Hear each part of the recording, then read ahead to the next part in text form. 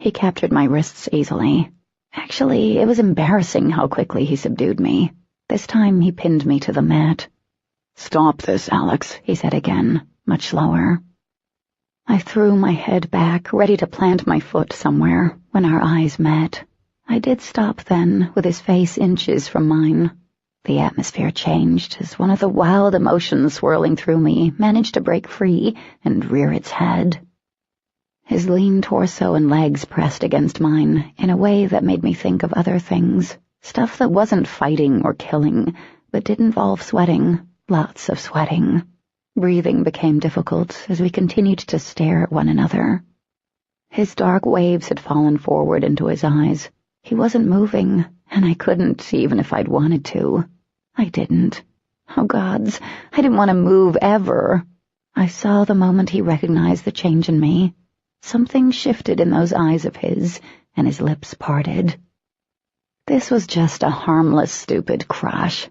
Even as I lifted my head, bringing my lips mere inches from his, I kept telling myself that. I didn't want him. Not this badly. Not more than anything I'd ever wanted in life. I kissed him. At first, it wasn't much of a kiss. My lips just brushed his, and when he didn't move away, I pushed harder. Aiden seemed too stunned to do much of anything for a few seconds. But then he released my wrists, and his hands slid up my arms. The kiss deepened, full of passion and anger. There was also frustration, so much frustration. Then Aiden pressed down, and I wasn't the one doing the kissing. His lips moved against mine, his fingers pressing into my skin. After only a few seconds, he broke off the kiss and sprung away from me. From several feet away, Aiden crouched on the balls of his fate. His heavy breathing filled the space between us. Eyes wide, they'd dilated until they were almost black. I sat up and scooted back. What I'd done made it through the thick haze clouding my thoughts. Not only had I punched a pureblood in the face, I'd also kissed him. Oh man. My cheeks flushed, my entire body flushed. Aiden stood slowly. "It's all right," his voice rasped. "These things happen when you're feeling a lot of stress." These things happened? I didn't think so. I can't believe I did that. "It's just stress." He remained at a safe distance. "It's okay, Alex." I jumped to my feet. "I think I should go now." He started forward then, but stopped short, wary of coming any closer. "Alex, it's all right." "Yeah, damn stress thing, huh? Whoa. Okay, everything is totally okay." I backed up, looking everywhere but at him. "I needed that, not the last thing, or the thing when I punched you, but the things when I was, working out my aggression and stuff. All right, see you tomorrow." I fled from the room, from the entire building. Outside in the thick, humid night air, I smacked my forehead and groaned. Oh, my gods. Somewhere behind me a door opened, so I started down the pathway again. I really wasn't paying attention to where I was going. Shock and embarrassment didn't adequately describe what I was feeling. Mortification was too lame of a word. Maybe I could blame it on stress. I wanted to laugh, except I also wanted to cry. Would I be able to live this one down? Gods, I couldn't believe I'd actually kissed him. Nor could I believe there'd been a moment where he'd kissed me back, that he'd pressed against me in a way that said he'd wanted it just as badly as I had. That had to have been a figment of my imagination. I needed a new trainer. I needed a new trainer pronto. There was no way I could ever face him again without keeling over and dying. No way at all, and... Someone stepped in front of me. I moved to the side to avoid whoever it was, but the person blocked me. Pissed I couldn't sulk in privacy, I fired off without looking up. "Gods, get the hell out of my—" The words died on my lips. The Apollyon stood in front of me. "Well, good evening to you." His lips curled in a casual smile. Sorry, I didn't see you. Or feel him, which was weird considering both times I'd felt him before actually laying eyes on him. "Obviously, you were staring at the ground as if it had done something terrible to you." Yeah, I'm kind of having a bad weekend that just won't die. I sidestepped him, but he moved in front of me again. Excuse me. I used possibly my sweetest voice ever. He was, after all, the Apollyon. Could I just have a few minutes of your time? I looked around the empty courtyard, knowing I couldn't refuse him. Sure, but I need to get back to my dorm soon. Then I will walk you there and we can talk. I nodded, having no freaking clue what he could possibly want to talk to me about. I motioned him forward wearily. I've been looking for you. He fell into step beside me. Apparently you've holed yourself up in your dorm, and your friends have advised me males are not allowed in a dorm. I'm no exception, which I find strange and very irritating. Silly little covenant rules shouldn't apply to me. I frowned, not sure what to be skeeved out about more, that he knew who my friends were or that he was looking for me. Both things were equally creepy to me. He could snap my neck like a twig. He was the Apollyon, someone no one wanted looking for them. So, I've been waiting for you to reappear. Now, this was creepy. I felt his stare, but I kept my eyes trained ahead. Why? Seth easily fell into step beside me. I want to know what you are. I froze, and I had to look at him. He was pretty close, not touching. Frankly, he looked like he didn't want to. Caution played across his arresting features as he watched me. I'm a half-blood. He arched a blonde brow. Wow, I had no idea you were a half-blood, Alexandria. Color me shocked. My eyes narrowed on him. Call me Alex. So why did you ask? Yes, I know. Everyone calls you by some boy's name. His upper lip curled, and frustration filled his voice. Anyway, you know that is not what I'm asking. I want to know what you are. Pissing off the Apollyon probably wasn't the smartest thing to do, but my mood was somewhere between crappy and really crappy. I folded my arms across my chest.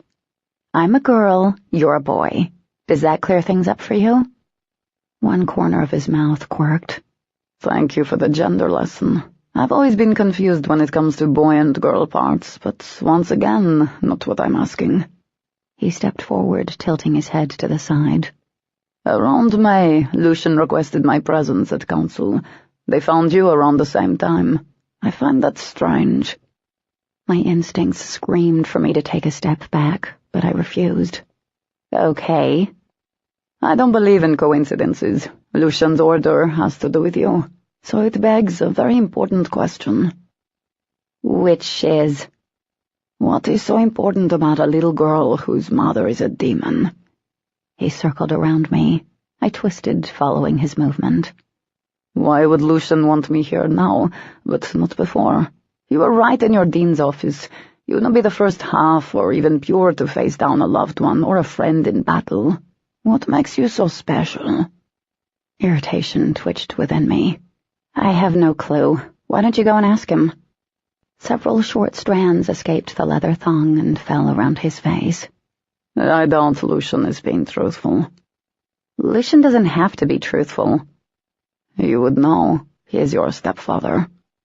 Lucian is nothing to me. What you saw in that office was bizarre. He must have been high on power or math. Then you would not be upset if I said he was a pompous ass. I bit back my laugh. Nope. His lips curved into a half-smile. I intend to figure out why I was pulled away from hunting to guard a girl. My brows rose. You're not guarding me, you're guarding Lucian. Is that so? Why would Lucian need me as a guard? He rarely leaves the council and is always surrounded by several layers of protection. A fledgling guard could assist him. This is wasting my time. He had a good point, but I didn't have any answers for him. I shrugged and started walking again, hoping he wouldn't follow, but he did. So I'll ask you again, what are you? The first 2 times he'd asked the question, it had just annoyed me, but the 3rd time poked around inside my brain and pushed a memory loose. I thought of the night in the factory. What had the demon said after he'd tagged me? I stopped, frowning as the words floated to the surface. What are you? My hand went to my neck, brushing over the ultra-smooth skin of the scar. Seth's eyes narrowed on me. What is it? I looked up. You know, you aren't the first person to ask me that. A demon asked me, after he tagged me. Interest flickered over his face. Maybe I just need to bite you to find out. My hand dropped to my side, and I cut him a look. He was joking, but it still weirded me out. Good luck with that. He smiled this time, flashing a row of perfect white teeth. His smile was nothing like Aiden's, but it was nice. You don't seem afraid of me. I took a deep breath. Why should I be? Seth shrugged. Everyone is afraid of me. Even Lucian, even demons are afraid of me. You know, they can sense me, and even though they know I am deaf to them, they come running right up to me. I'm like fine dining to them. They can't pass me up. Yeah, and I'm like fast food, I murmured, recalling what the demon in Georgia had said. Maybe, or maybe not. Want to hear something strange?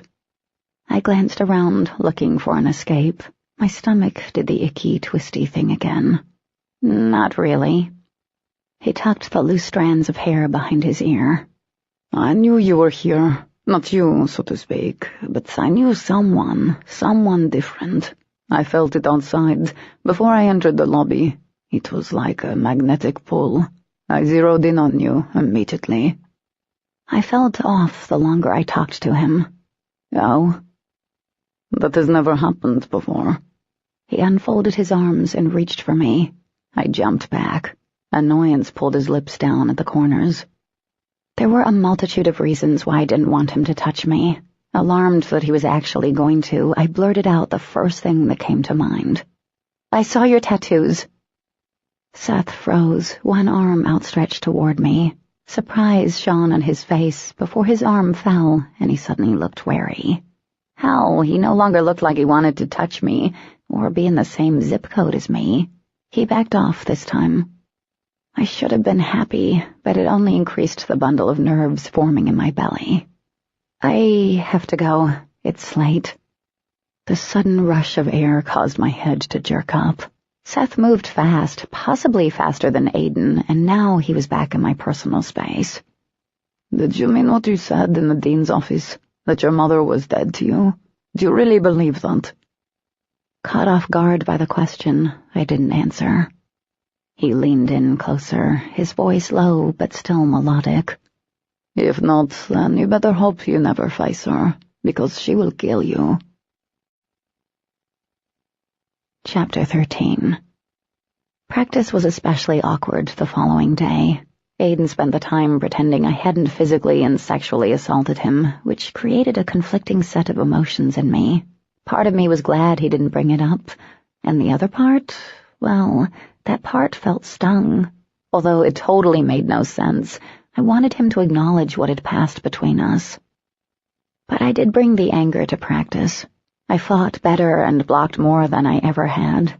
Aiden praised my technique in a truly professional manner, which irked me. When we rolled up the mats at the end of practice, I felt all kinds of confrontational. I ran into Seth last night. The words last night probably carried a lot more weight than anything else I said. Aiden stiffened, but didn't respond. He wants to know why Lucian ordered him to counsel. Aiden straightened, brushing his hands across his thighs. He shouldn't question his orders. I arched a brow. He thinks it has something to do with me. He looked at me then, face impressively blank. Does it? No answer. Does it have something to do with what happened to my mom? My hands curled into fists at his continued silence. You said last night I had every right to know what happened to my mother, so I think I have every right to know what the hell is going on. Or are you going to lie to me again? That got a response. I never lied to you before, Alex. I omitted the truth. I rolled my eyes. Yeah, that's not lying. Irritation flared across his features. Do you think I liked knowing what happened to your mother? Enjoyed seeing how hurt you were when you found out? That's not the point. The point is I'm here to train you, to get you ready to attend classes in the fall. And nothing else, huh? The hurt that sprang forth fueled my anger. Not even the common courtesy of telling me what's going on when you so obviously know what's happening. Uncertainty darkened his expression. He shook his head and ran a hand through his hair. The dark waves tumbled back to his forehead like they always did. I don't know why the minister ordered Seth to the council. I'm just a sentinel, Alex. I'm not privy to the inner workings of the council, but— He took a deep breath. I don't entirely trust your stepfather. His display in Marcus's office was abnormal. Out of all the things I expected him to say, I was shocked he would admit that. It diffused some, not all, of my anger. What do you think he's up to? It's all I know, Alex. If I was you, I'd be careful around Seth. Apollonians can be unstable at times, dangerous. They've been known to lose their tempers, and if he's angry about his relocation— I nodded, but I wasn't really concerned with that. Aiden left without saying much of anything else. Disappointed, I left the training room and ran into Caleb outside. The two of us stared at each other. So, I'm assuming you've heard? I tried to sound nonchalant. Caleb nodded, his sky-blue eyes sorrowful. Alex, I'm sorry. It's not right, not fair. It's not, I whispered. Knowing how I was with these kinds of things, he left it alone after that. We didn't bring it up again, and for the rest of the night it was like things were normal. Mom wasn't a demon, and she wasn't out there draining pures. It was easier to go on pretending that everything was normal. It worked for a while. A couple of days later, I got my wish for a new trainer. Well, almost. When I opened up the double doors to the main training room, Aiden wasn't alone. Kane stood beside him, looking like he clearly remembered our last training session. My steps slowed as my eyes bounced between the two. Hey? The look on Aiden's face was unreadable, a common expression since I'd kissed him. Kane is going to be helping us train 3 days a week. Oh. I felt torn between being excited about learning whatever Kane could show me and disappointed someone else was encroaching on my time with Aiden. I really did have a lot to learn from Kane. He wasn't as fast as Aiden, but I'd come to anticipate the moves Aiden used. With Kane, it was all new. By the end of practice, I felt a little better about the change-up in our training, but there was still a nagging worry Kane's reappearance had something to do with the kiss. Kane wasn't the only one who kept popping back up. Over the following week, Seth lingered around campus, showing up in the rec room, the cafeteria, and the training room. It made avoiding him, which had been my plan, impossible. Trying to hold my own against Kane with just Aiden watching was bad enough, but having the Apollyon in the mix totally sucked. Thankfully, today was Kane's off day. He'd accompanied some group of pures on a weekend getaway. I felt bad for him. Yesterday, he'd spent the majority of practice bitching about it. He was a born hunter, not a babysitter. I'd be pissed too if I'd gotten saddled with that assignment. In practice, we'd finally moved beyond blocking techniques and were working on different types of takedowns. Even though I'd face-planted Aiden several times throughout the day, he was super patient with me. Besides lying to me about my mom, the guy had to be a saint of some sort. You've done really well this week. He gave me a hesitant smile as we headed out. I shook my head. Kane kicked my ass in practice yesterday. Aiden pushed the door open and held it for me. Normally, he left the doors wide open, but lately he'd taken to closing them. Kane has field experience on you, but you were holding your own against him. My lips curved upwards. As sad as it was, I lived for those moments when he complimented my improvement. Thanks. He nodded.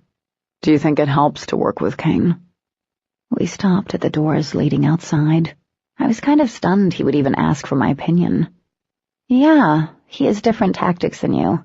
I think it helps so you can see what I'm doing wrong and walk me through it. Good. It's what I hoped for. Really? I blurted out. I thought it was because— Never mind. Aiden's eyes narrowed. Yes, why else would I want Kane to help? Horrified and embarrassed that I'd unwittingly gone there, I turned away. Forget I said anything. Alex. He said my name in that soft, infinitely patient way. Against my will, I turned back to him. Bringing Kane in had nothing to do with that night. I wanted to run and hide. I also wanted to find a muzzle for myself. It doesn't. No. About that night, I took a deep breath. I'm sorry about hitting you and the other thing. His eyes deepened, turning more silver than gray. I accept your apology for hitting me. I hadn't realized it until then, but we were standing close enough that our shoes touched. I don't know if he had moved or if I had. What about the other thing? Aiden smiled then, flashing those deep dimples. His arm brushed mine as he reached around and opened the door. You don't have to apologize for the other thing. I stumbled into the bright sunlight. I don't. He shook his head, still smiling, and then simply laughed. Confused and a bit obsessed over what that could mean, I joined my friends for dinner and found our newest addition was once again at our table. My smile faded as I saw the open wonder splattered across Caleb's face, the look he got whenever he talked to Seth. They didn't even look as I sat down at the table with them. Everyone appeared consumed by whatever Seth was telling them. I seemed to be the only one not impressed by him. How many kills have you made? Caleb leaned forward. Hadn't they already had this conversation? Oh, yes, yesterday. I bit back a sigh of annoyance. Seth reclined in the plastic chair, one leg propped against the edge of the table. Over 20. Wow, Elena sighed, a look of pure admiration glossing over her eyes. I rolled my eyes and took a bite of the dry pot roast. You don't know the exact number? Caleb's brows rose. I'd keep a list with dates and times. I found that morbid, but Seth grinned. 25. Would have been 26, but the last bastard got away from me. Got away from the Apollyon? I took a sip of my water. Embarrassing. Caleb's eyes grew to the size of saucers, and honestly, I don't know what had provoked me to say it. Probably that little piece of advice he'd given me the last time we talked privately. Seth seemed to take it in stride.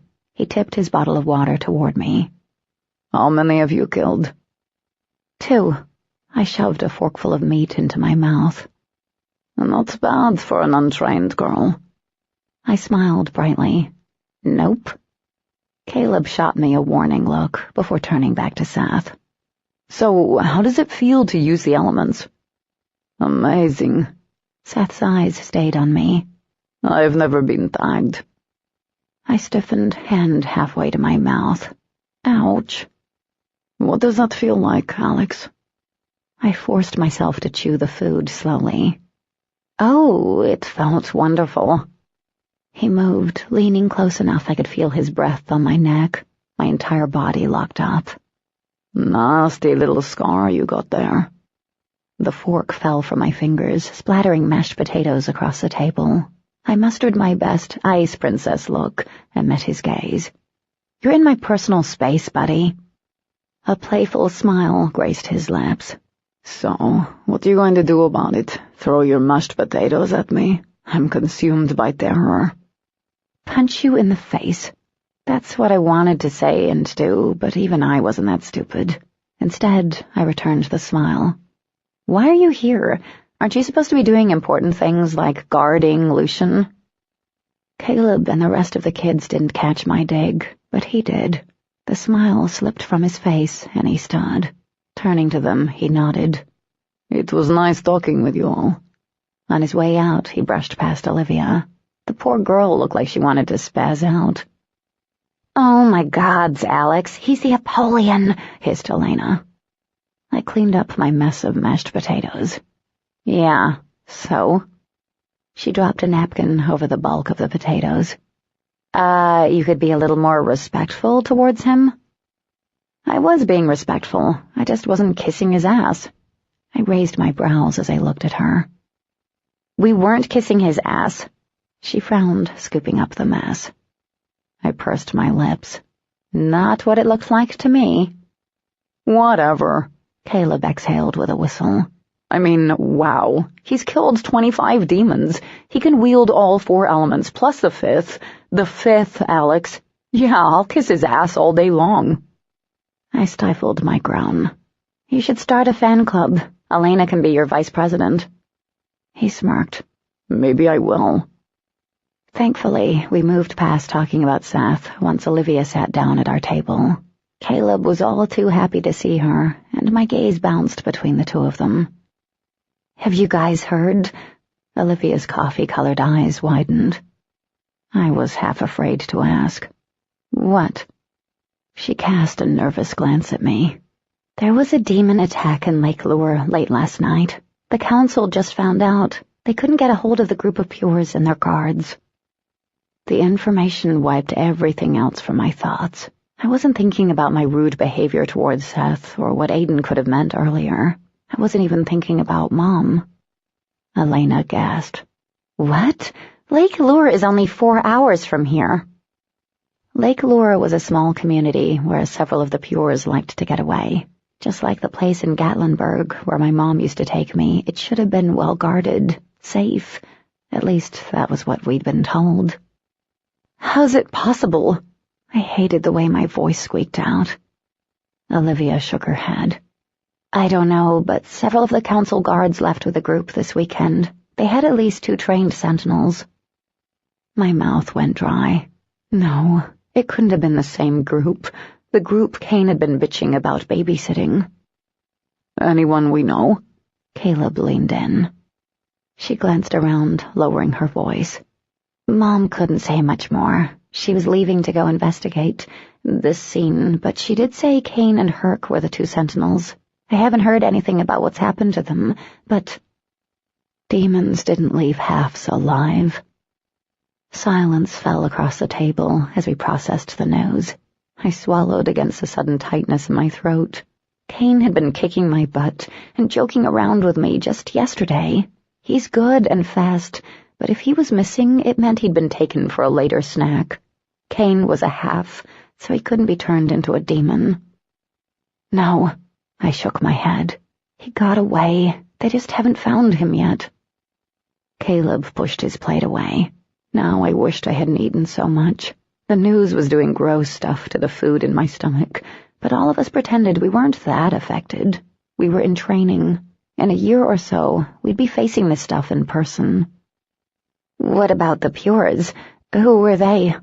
Elena's voice trembled. The look crossing her face filled me with unease. Suddenly, I understood it wasn't just Kane we'd lost. There were 2 families. Olivia swallowed hard. Liza and Zeke Dicty and their daughter, Letha. The other family was Leah's father and stepmother. Silence. None of us moved. I don't even think we breathed. Gods, I hated Leah. Really, I did. But I knew what this felt like. Or at least I used to. Finally, Caleb found the ability to speak. Were Leah or her half-sister with them? Olivia shook her head. Dawn stayed at home, and Leah is here, was here. On the way over, I saw Dawn. She'd come to get her. This is so terrible. Elena's face paled. How old is Dawn? She's around 22. Caleb bit his lap. She's old enough to take her parents' seat, but who? Olivia trailed off. We all knew what she was thinking. Who would want to take a council seat that way? Back in my dorm, I found 2 letters stuck to my door. One was a folded piece of paper, and the other was an envelope. The paper contained a scribbled message from Aiden calling off practice tomorrow due to unforeseen events. Obviously, he'd been called to investigate the attack. I folded up the note and placed it on the table. The envelope was something else entirely. It was from my bipolar stepfather. I didn't read the card. However, there were several $100 bills folded inside it. Those I kept. The card went in the trash bin. After spending the rest of the evening thinking about what had happened in Lake Lure, I had trouble sleeping and woke up way too early, filled with an itchy agitation. By lunch, I'd found out Seth had also taken the 4-hour drive with Aiden. More information drifted back to the Covenant as the day progressed. Olivia had been correct. All the Pures who'd been in Lake Lure had been massacred. So had the half-blood servants. They'd searched the lake and the grounds, but only 4 of the security team had been found. They'd been drained of all their ether. The other 2, including Kane, had not been discovered. Olivia, who'd become our main source of information, filled us in with what she knew. Some of the dead suffered multiple tags, but the half-bloods they found, they were covered in demon tags.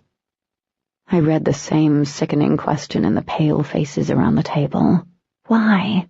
By birth, half-bloods had less ether in them. Why would demons repeatedly drain a half when they had Pures who were full of ether? I swallowed hard. Do you know how they got past the guards? She shook her head. Not yet, but there were security cameras around the cabins, so they're hoping the video footage will reveal something. Some of the halves tried for some sort of normalcy as the day wore on, and none of us wanted to be alone. But the activity at the pool tables lacked the normal laughs, and the game systems sat untouched in front of the televisions. The sullen atmosphere started to get to me. I retreated to my dorm room after dinner. A few hours later, there was a soft knock on my door. I got up, expecting Caleb or Olivia. Aiden stood there, and my heart did a weird flip I was beginning to hate. I asked the stupidest question. Are you okay? Of course he wasn't. I mentally kicked myself as he stepped inside and closed the door. You've heard. No point in lying. Yeah, I heard last night. I sat down on the edge of the couch. I just got back. News travels fast. I'd never seen him so exhausted or grave. His hair looked as if he'd run his hands through it many times, and now it went in every which direction. The need to comfort him nearly overpowered me, but there was nothing I could do. He gestured at the couch. May I? I nodded. It was really bad, wasn't it? He sat down, resting his hands on his knees.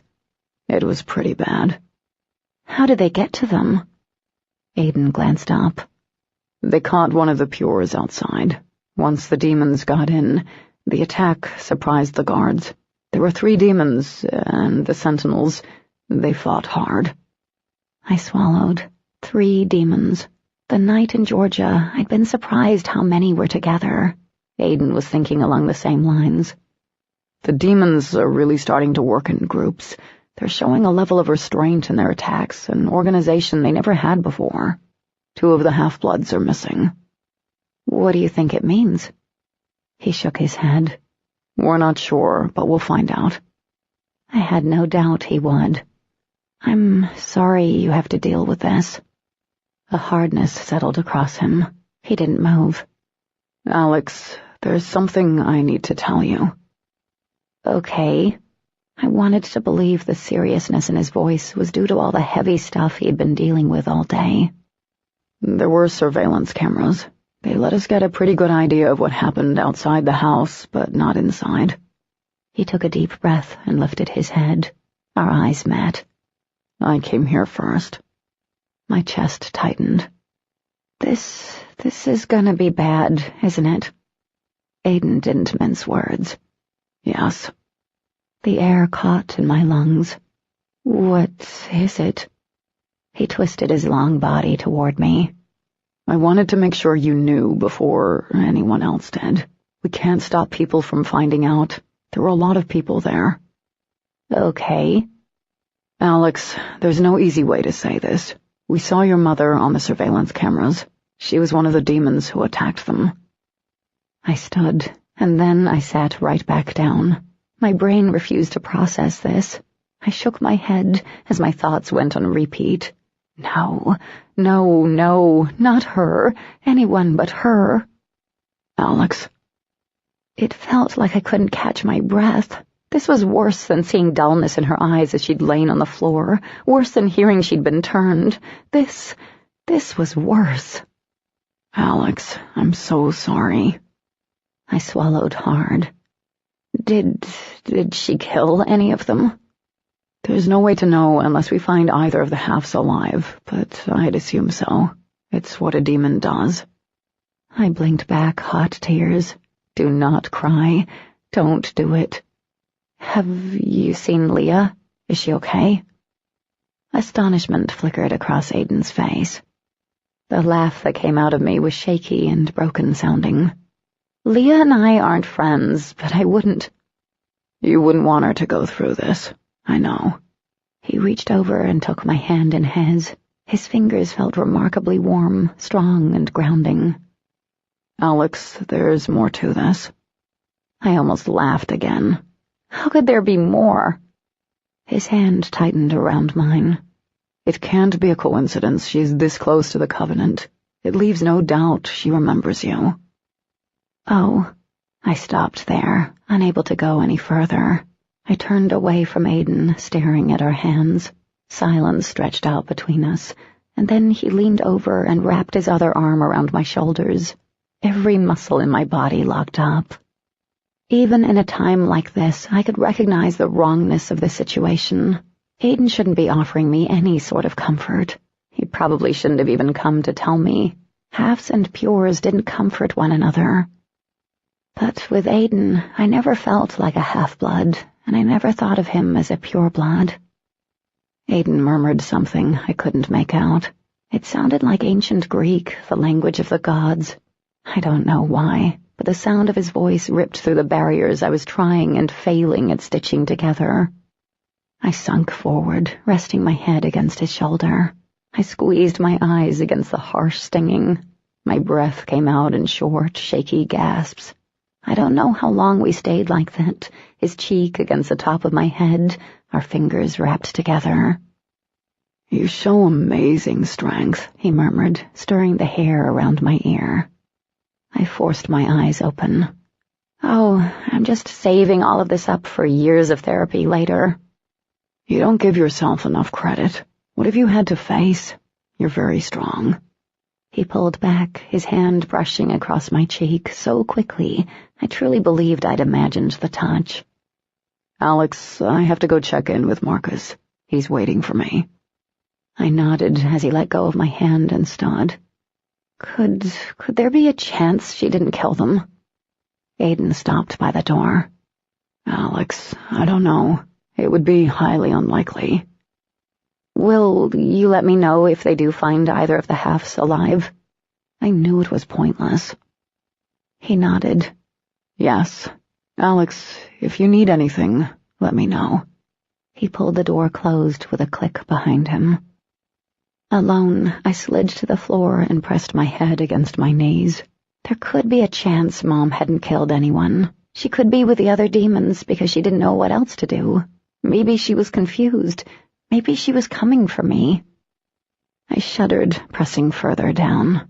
My heart hurt. It felt like it was shattering again, all over again. There was the smallest, tiniest chance she hadn't killed anyone.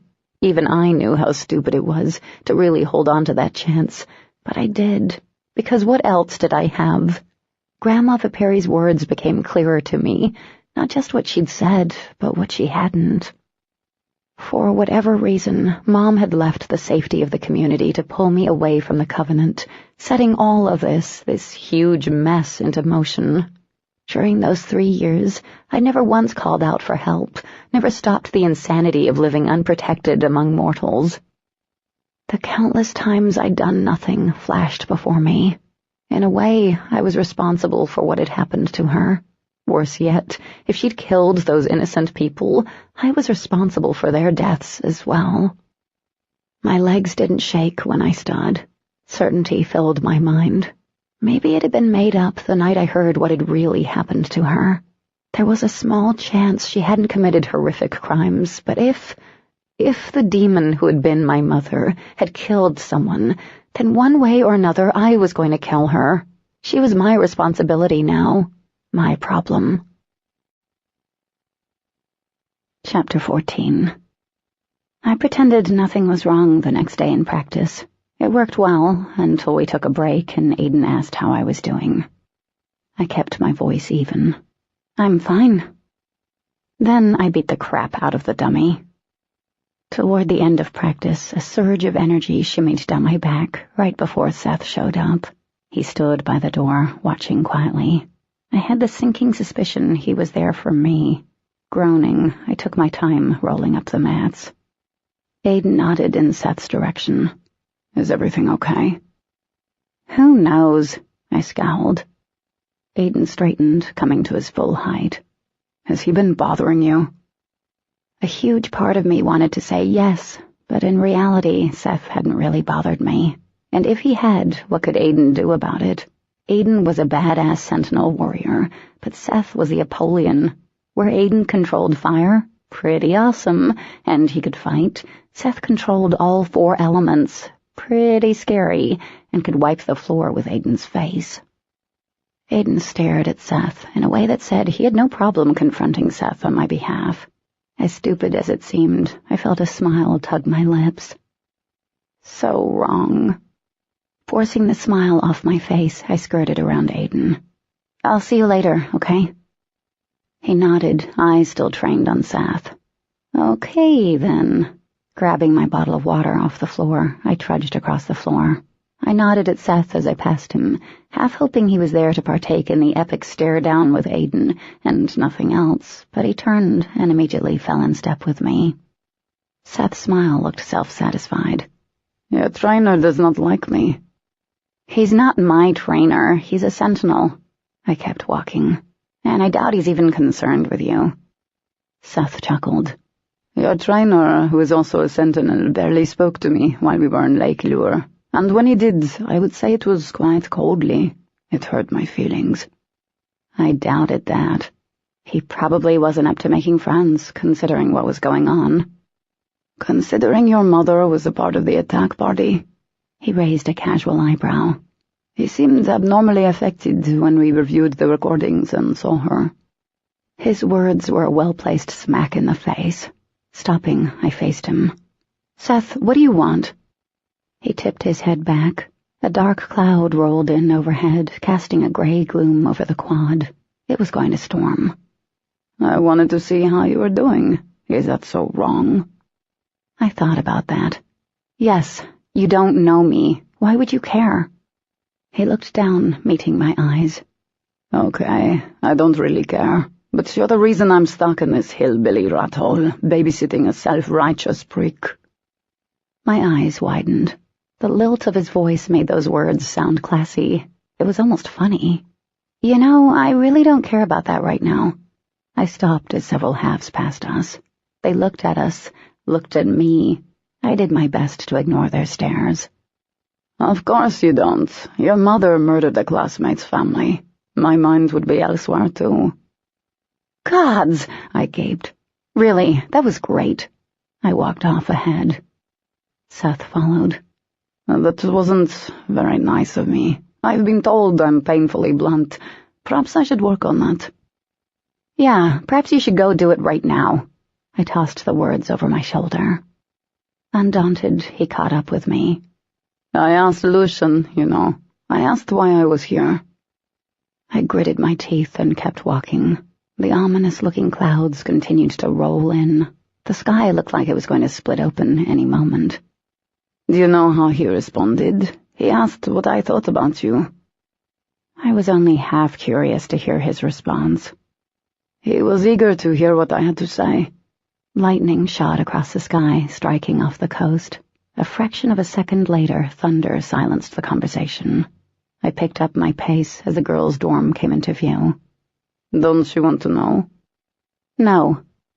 Another flash of lightning lit the sky. This time it struck inland, somewhere beyond the marshes.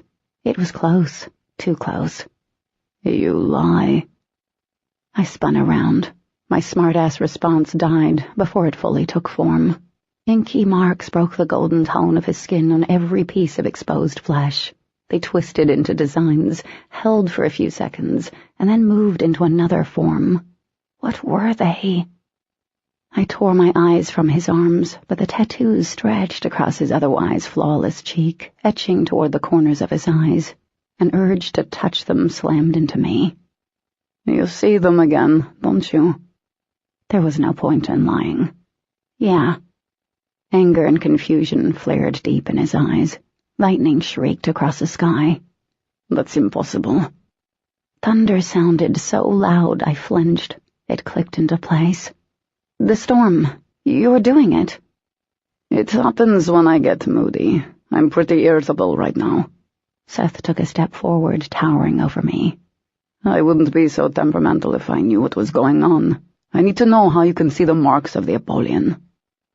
I forced myself to meet his eyes. That was a mistake. A huge, stupid mistake. Power surged, raw and intense.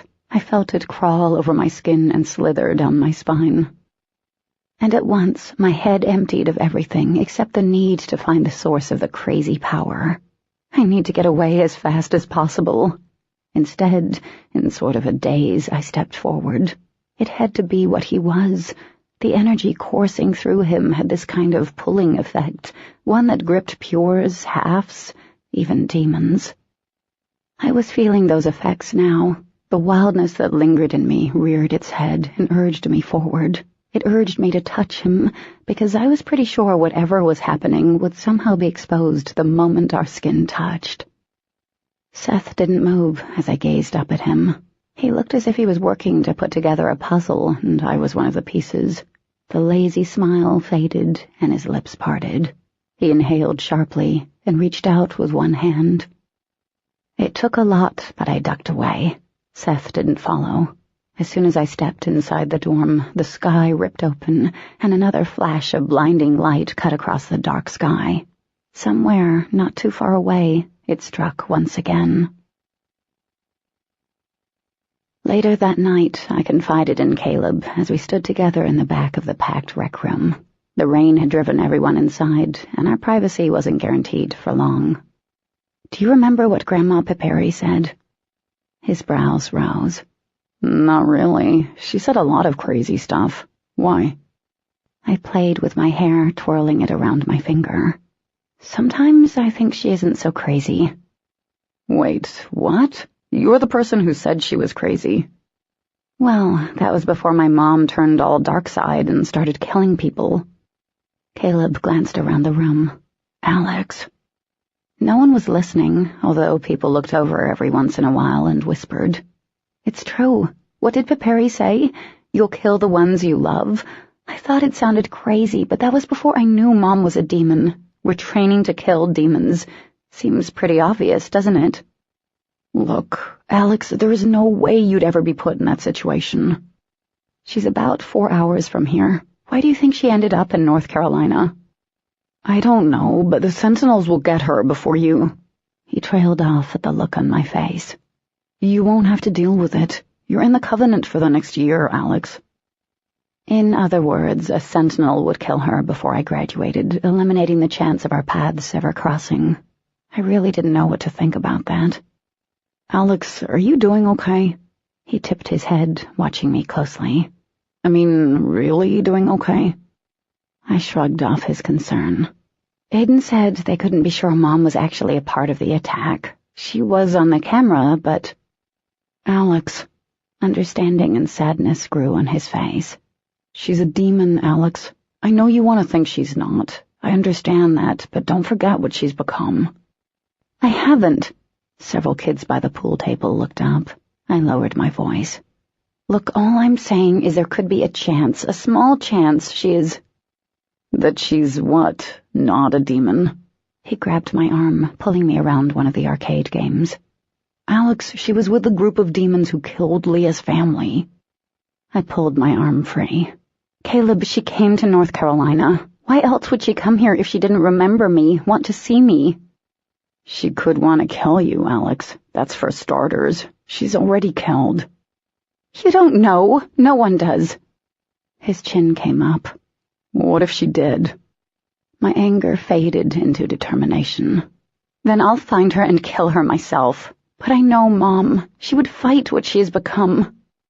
Caleb ran a hand through his hair and clasped the back of his neck. Alex, I think you... Oh. I frowned.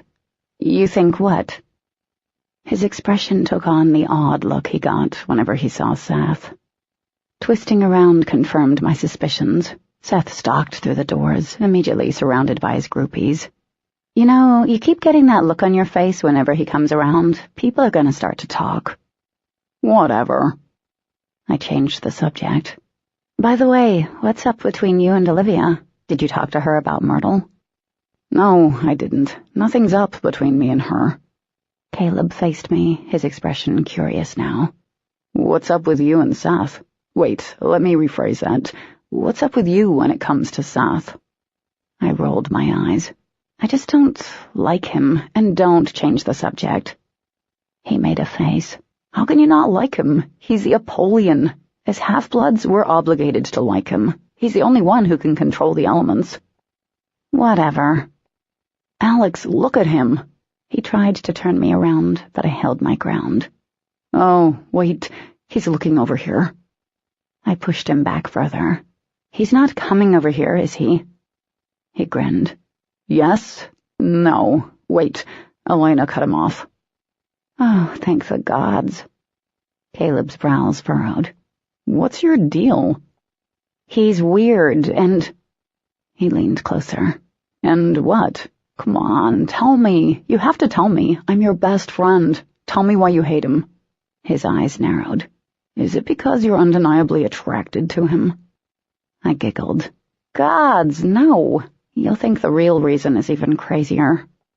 Try me. So I told him about Seth's suspicions, considering why he'd been ordered here, and about the tattoos being real, but I left out that part about me wanting to touch him. That was too embarrassing for me to even speak out loud. He looked utterly mystified and excited. He practically bounced. The tattoos are real? Only you can see them? Apparently. I sighed, glancing over my shoulder. Elena stood awful close to Seth. I have no idea what it all means, but Seth isn't too happy about it. The storm earlier, the rain, that was him. What? I've heard of some of the Pures being able to control the weather, but I've never seen it. He sneaked a glimpse at him. Wow, that's amazing. Would you get the awestruck look off your face for 2 seconds? It's creeping me out. He chucked me in the arm. Okay, I need to focus. It took visible effort for him not to look at Seth. It wasn't because Caleb was attracted to him. Honestly, Seth was just chock full of ether. None of us could help it. Why would Lucian's order have something to do with you? Good question. Then it hit me. Maybe Lucian fears I'm a risk. You know, because of Mom. Maybe he brought Seth here just in case I do something. Do what? Let her in here? Hold a welcoming party for your mom? Disbelief filled his voice. You wouldn't do that, and I don't even think Lucian would consider that. I nodded, but my new idea carried a lot of weight. It would explain why Lucian didn't want me returning to the Covenant. At his house, I'd be under constant surveillance, but here I pretty much roamed around freely. The only flaw in that idea, did Lucian really think I'd do something that terrible? It's probably nothing. Caleb chewed on his lower lip. I mean, what could it be? It can't mean anything. It has to mean something. I have to figure it out. Caleb stared at me. Do you think you're focusing on this because of everything that's happened? Well, of course I was, but that wasn't the point. No. Maybe stress is making you read more into it.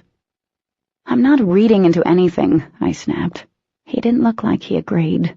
Exasperated with him and the conversation, I looked over the rec room. Elena still had Seth cornered, but that wasn't what drew my attention. Jackson was in the room. He leaned against one of the pool tables beside Cody and another male half. His swarthy complexion seemed unusually pale, and he looked like he hadn't slept recently. I couldn't blame him. While I didn't know the current status of his relationship with Leah, he had to be worried about her, upset over what had happened to her parents. My gaze shifted to Cody. For a second, our eyes met from across the room. I didn't expect a smile or anything, but his icy stare and disgusted look still cut through me. Confused, I watched as he bent down and said something to Jackson. I took a shuddering breath. I think they're talking about me. Oh, Caleb turned. Oh, Jackson and Cody? You're just being paranoid. Do you think they know? About your mom? He shook his head. They know she's a demon, but I don't think they know she was at Lake Lure. Aiden said people would find out. My voice tightened. Caleb seemed to grow taller as he picked up on my fear. No one will blame you. No one will hold it against you. They can't, because it has nothing to do with you. I nodded, wanting to believe him. Sure, I guess you're right. Over the next week, the whispers increased. People stared, people talked. At first, no one had the guts to say anything to me directly, but the Pures, well, they knew I couldn't touch them. On the way back to the training rooms after lunch, I passed Cody in the courtyard. I kept my head down and barreled past him, but I heard his words anyway. You shouldn't be here. My head jerked up, but he was already halfway down the walkway. I headed back to training, his words replaying over and over again. I couldn't have misheard them. Aiden gave me a puzzled look when I entered the training room. As training neared the end, I finally said something. Do you think there's a chance my mom didn't attack those people? He dropped the mat and faced me. If she didn't, then it would change what we know about demons, wouldn't it? I nodded solemnly. Demons needed to drain ether to survive. Mom would be no exception. But they could drain without killing, right? They could, but demons rarely see the point in not killing. Even turning a Pure requires an amount of restraint most demons don't have. None of the Pures had been turned in Lake Lure. The attacking demons had shown no restraint. Alex. I looked up, not surprised to see that he was standing in front of me. Concern lined his face. I forced a smile. Part of me hopes that she's still in there somehow, that she isn't all evil, and she's still Mom. I know. His voice was soft. That part in me, it's so lame because I really know she's bad and she needs to be stopped. Aiden stepped forward. His eyes were so bright and so warm. I wanted to forget about everything and fall into those eyes. Carefully, he reached out, and with those fingers he tucked back the strand of hair that always ended up in my face. I shivered, unable to help it. There is nothing wrong with hope, Alex. But you have to know when to let hope go. He brought the tips of his fingers across my cheek. His hand dropped, and he stepped back, the connection broken. Do you remember why you said you needed to be in the Covenant? The question knocked me off guard. Yeah, I needed to fight demons. I have to. Aiden nodded. And you still need that, even after knowing your mother is one of them. I thought about that for a moment. Yes, they're still out there killing. They have to be stopped. I still need that, even though Mom's one of them. A small smile played over his lips. Then there's hope. Hope for what? He brushed past me, stopping only long enough to give me a knowing look. Hope for you. I watched him leave, confused by his words. Hope for me? Hope that the kids would forget my mother was a demon who quite possibly had slaughtered a classmate's family? Later that night, I felt the stairs in the common lounge. Eventually, word did reach me. Some of them, Pures and halves, didn't think I could be trusted. Not with Mom so close and so deadly. It was stupid. But it got worse. Now people questioned why we'd left 3 years ago and why I'd never returned to the Covenant during that time. Rumors circulated. My favorite? Mom had become a demon long before that terrible night in Miami, and some people believed it. Days passed, and only a few halves spoke to me. None of the Pures did. Seth wasn't helping matters either, and Tim, he made it impossible to steer clear of him. He was everywhere, in the courtyard after practice, eating dinner with Caleb and Luke. He even showed up randomly during practice, always watching quietly. It was annoying and creepy.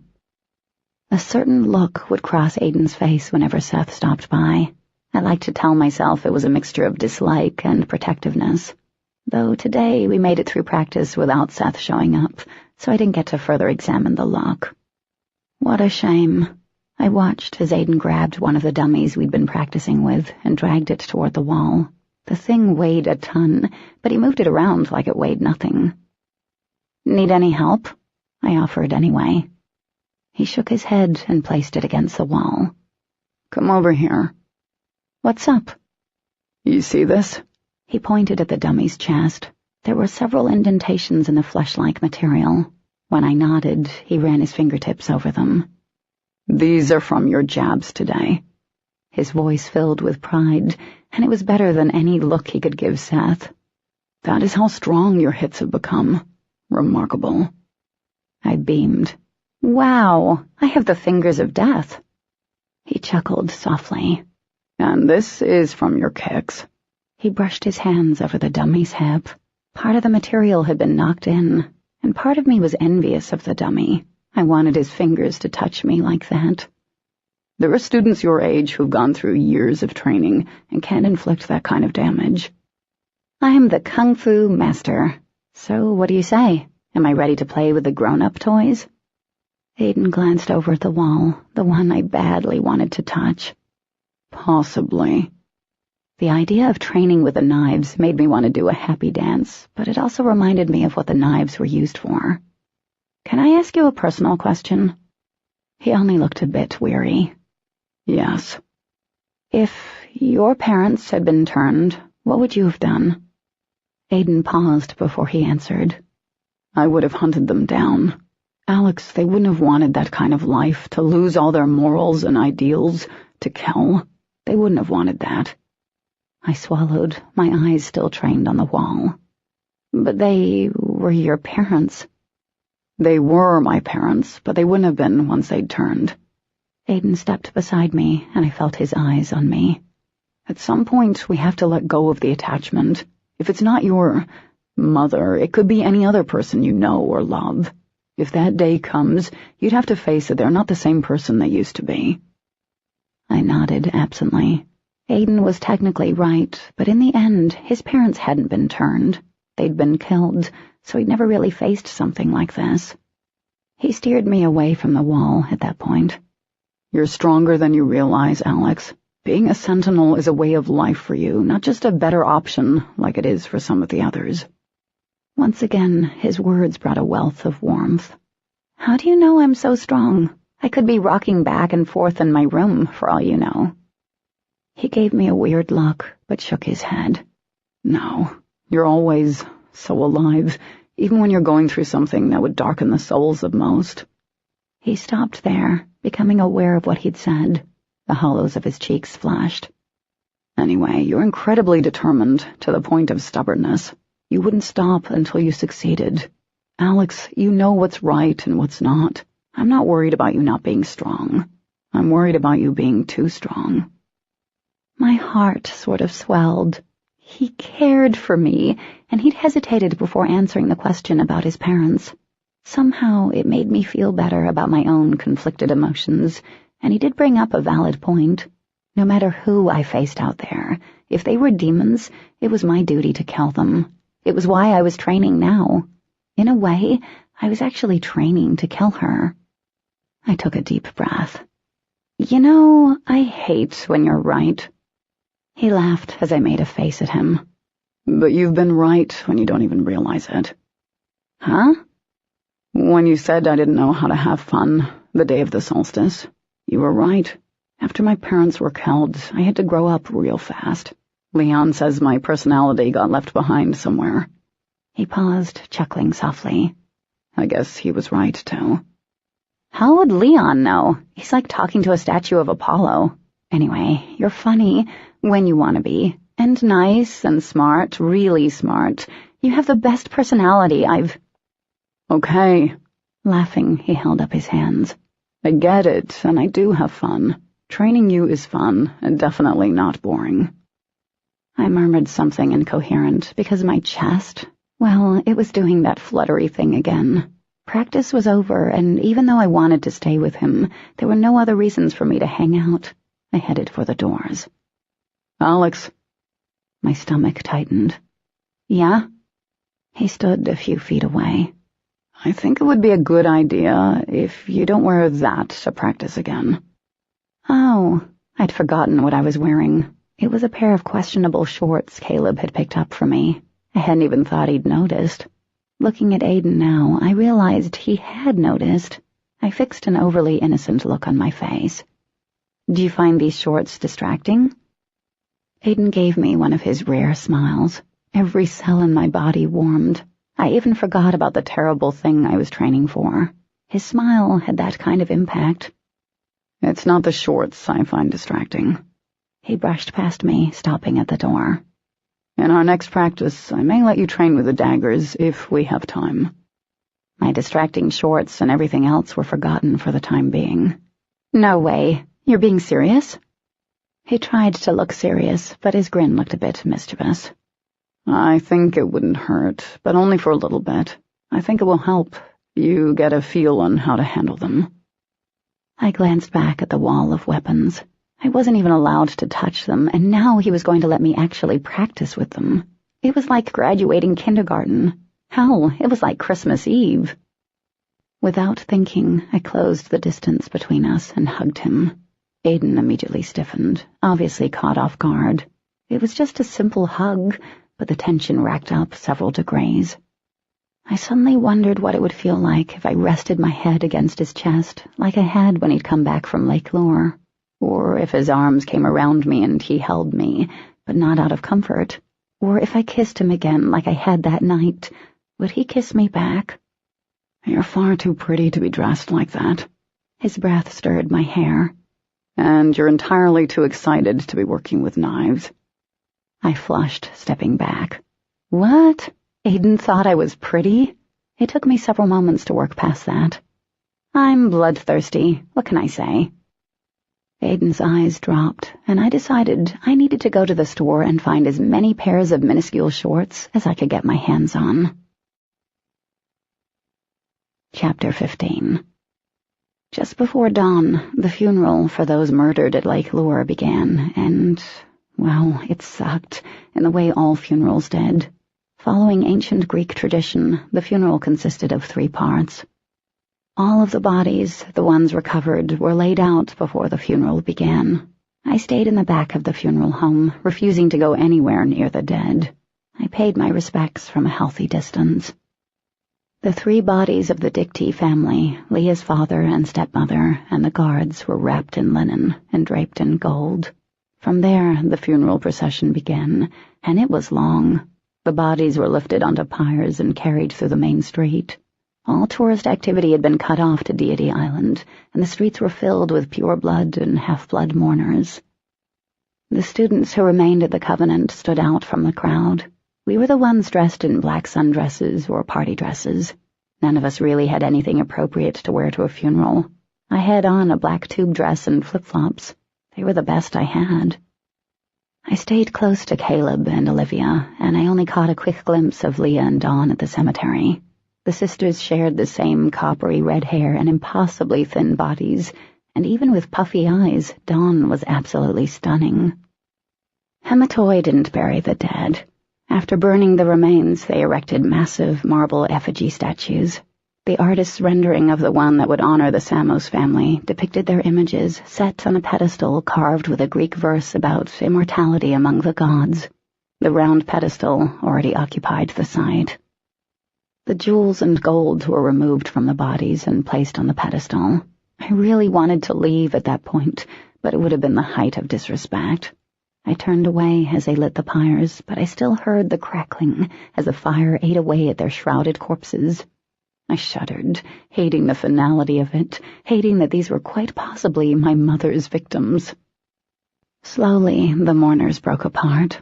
Some headed back home. Others went to small receptions held in the homes of the families. I trailed behind Caleb and Olivia, going back to the Covenant, away from all the death and despair. As we passed the pyres, my eyes found Aiden. He stood with Leon, a few feet away from Dawn and Leah. He looked up, almost as if he'd sensed me, and our eyes met. He made no other acknowledgement, but I could tell he approved of my presence. Yesterday, before the talk about hunting loved ones and the shorts incident when he'd said I was pretty, I'd mentioned I was unsure if I should come or not, considering Mom had been one of the demons. Aiden had looked at me with that serious frown. You'd feel more guilty for not going and paying your respects. You deserve to do that, just as much as anyone else, Alex. He was right, of course. I hated funerals, but I would have felt bad if I hadn't come. Now he nodded slightly before turning to Dawn. He reached out and touched her arm. A lock of dark hair fell over his forehead as he bent his head, offering his condolences. I turned my attention to the large iron gates separating the town from a plot of meaningless statues. Seth stood there, dressed in his black uniform. There was no doubt he was watching us. I ignored him as we left the cemetery. For the rest of the day, I tried to forget that we'd lost so many innocent people, and that Mom had been responsible. I didn't get to do anything with the daggers in the next practice. When I pitched a fit about this, Aiden watched on with amused patience. "Come on," I pushed the mats off the floor. "How am I supposed to get caught up when I can't even touch a dagger?" Aiden nudged me out of the way and took over mat duty. "I need to make sure you know how to defend yourself. She hasn't practiced with Covenant blades, that's all." Seth leaned against the doorframe, arms folded across his chest. He watched us with a lazy expression, but his eyes were extraordinarily bright. Aiden straightened, barely bothering to look at him. "I would swear I shut and locked that door." Seth smirked. "I unlocked and opened the door." "How'd you do that?" I asked. "The door locks from the inside." "Apollyon's secrets. Can't give them away." He winked at me before turning those amber eyes on Aiden. "How can she be prepared to fight if she doesn't know how to wield the only weapon she will have against the demon?" Seth gained cool points in my book with that question. I looked at Aiden expectantly. The cold, distasteful expression he wore earned way more cool points. "I was unaware that you had any say in her training." Aiden arched a coal-black eyebrow. "I don't." Seth pushed off the wall and sauntered across the training room. He plucked one of the daggers off the wall and faced us. "I'm sure I could convince Marcus or Lucian to let Alex have a few rounds with me. Would you like that, Alex?" I felt Aiden stiffen beside me, and I shook my head. "No, not really." A slow smile crept across Seth's face as he flipped the dagger in his hand. "Really, I'd let you play with the grown-up toys." He stopped in front of me, offering the blade handle first. "Here, take it." My gaze fell to the shiny metal in his hand. The end had been sharpened to a brutal point. Like I was under a powerful compulsion, I reached for it. Aiden's hand clamped down on Seth's, pulling the dagger in Seth's hand out of my reach. Startled, I looked up at Aiden. His furious silver eyes met and held Seth's. "She will train with the daggers when I decide so, not you. Your presence here is not welcome." Seth's eyes flicked to Aiden's hand. His smile didn't falter once. "Awfully controlling, aren't you? Since when do pures care so much about what a half-blood touches or doesn't touch? Since when would a Napoleon concern himself with a half-blood girl? One would think he had better things to do. One would think a pureblood would know better than to fall for." "Okay." I stepped between the two, cutting off only the gods knew what Seth was about to say. Time to play nice, boys. Neither of them seemed to hear or see me. Sighing, I grabbed Aiden's arm. He looked at me then. "Practice is over, right?" Reluctantly, he let go of Seth's wrist and backed off. Even he looked surprised by his response, but he watched Seth intently. "For now, yes." Seth shrugged and flipped the blade over again, his gaze centered on me once more. "I actually don't have anything better to do than concern myself with a half-blood girl." There was something about the way he spoke that gave me the chills, or it could have been the skill in which he handled the blade with. I think I'll pass. After that, Aiden and I left the training room, neither of us speaking. I wasn't sure why Aiden had reacted as strongly as he did, or why Seth felt the need to push Aiden like that. But by the time I met up with Caleb, I pushed it to the furthest corners of my brain to dwell on later. Caleb decided we needed fun, and fun existed on the main island at Zarek's weekly movie night. He always got his hands on movies just released in the theater, and since none of us got to go to places like that very often, it was a big deal to watch whatever the mortal world currently obsessed over. I was surprised he was still holding it after the funerals yesterday, but I assumed everyone needed to let loose a bit, remind themselves they were still alive. But as soon as we arrived at his house, I knew things weren't going to be fun. Everyone stopped talking when we walked down into the basement that had been converted into a mini theater. Pures and halves alike stared at me, and the moment Caleb followed Olivia upstairs, people started whispering. Pretending like I wasn't at all bothered, I sat down on one of the unoccupied love seats and focused on a spot on the wall. Pride kept me from fleeing the room. After a few minutes, Deacon broke free of the cluster of kids and joined me. "How are you doing?" I slid him a glance. "Great." He offered me a drink out of his flask. I took it and swallowed a mouthful, watching him out of the corner of my eye. "Careful," he chuckled as he pried the flask out of my fingers. The liquid scorched my throat and made my eyes burn. "Geez, what is that stuff?" Deacon shrugged. "It's my own special mix." "Well, it's certainly special." Someone from the other side of the room whispered something I couldn't make out, but Cody busted into laughter. Feeling paranoid, I tried to ignore him. "They're talking about you." Slowly, I looked at Deacon. "Thanks, buddy." "Everyone is." He shrugged as he flipped the flask over in his hands. "Frankly, I don't care. Your mom's a demon, so what? It's not like you can help it." "It really doesn't bother you?" Of all people, I thought it should bother him. "No, you're not responsible for what your mother did." "Or didn't do." I bit my lip, staring at the floor. "No one knows if she did anything." Deacon raised his eyebrows as he took a long drink. "You're right." The group across from us erupted in snickers and sly looks. Zarak shook his head, turning his attention to the remote in his hand. "I think I hate them," I muttered, wishing I hadn't decided to come here. "They're just scared." He gave a pointed look at the knot of people across the room. "They all fear being turned. The demons have never been this close, Alex. 4 hours isn't that far away, and it could have been any of them. It could have been their deaths." I shivered and yearned for another drink from Deacon's flask. It was really warming. "Why aren't you afraid?" "We all gotta die sometime, right?" "That's dark." "But my brother would never allow something like that to happen to me," he added. "He'd die first, and he'd never let that happen either. Speaking of my brother, how's he been treating my favorite half-blood?" Good. Really good." Cody's loud voice rang out. "The only reason she's still here is because her stepfather is the minister and her uncle is the dean."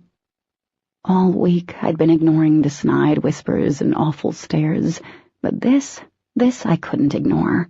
There'd be no saving face if I did. I leaned forward in my chair, resting my arms on my knees. "What's that supposed to mean?" No one dared to speak as Cody lifted his head toward me. "And the only reason you're still here is because of who you're related to. Any other half would have been thrown into servitude." Taking a deep breath, I searched my memories for something calming. I came up empty. "Why would that happen, Cody?" Deacon shifted away from me, flask in hand. "You brought your mother back here, that's why. Those Pures died because your mother's out there looking for you. If you weren't here, they'd still be alive." "Crap." Zarak stood, clearing his chair from my path. Just in time, too. I flew across the room, stopping in front of Cody. "You're going to regret saying that." Cody's lip twisted into a smirk. He wasn't afraid of me. "Wow, threatening a Pure will get you kicked out of the Covenant. Maybe that's what you want. Then you can be reunited with your mother." My jaw hit the floor, and my fist was about to hit his. Deacon intervened, wrapping one arm around my waist. He picked me up and set me in the opposite direction. "Out." He didn't give me much of an option with his hand on my back, pushing me toward the glass doors. Being outside didn't calm the rage in me. "I'm going to kill him." "No, you're not." Deacon shoved the flask in my hand. "Take a drink. It will help." I unscrewed the lid and took a healthy swallow.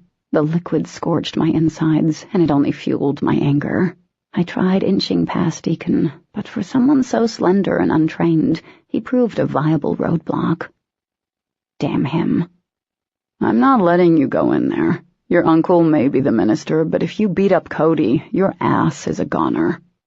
He was right, but I smiled. It'd be worth it. Would it be worth it?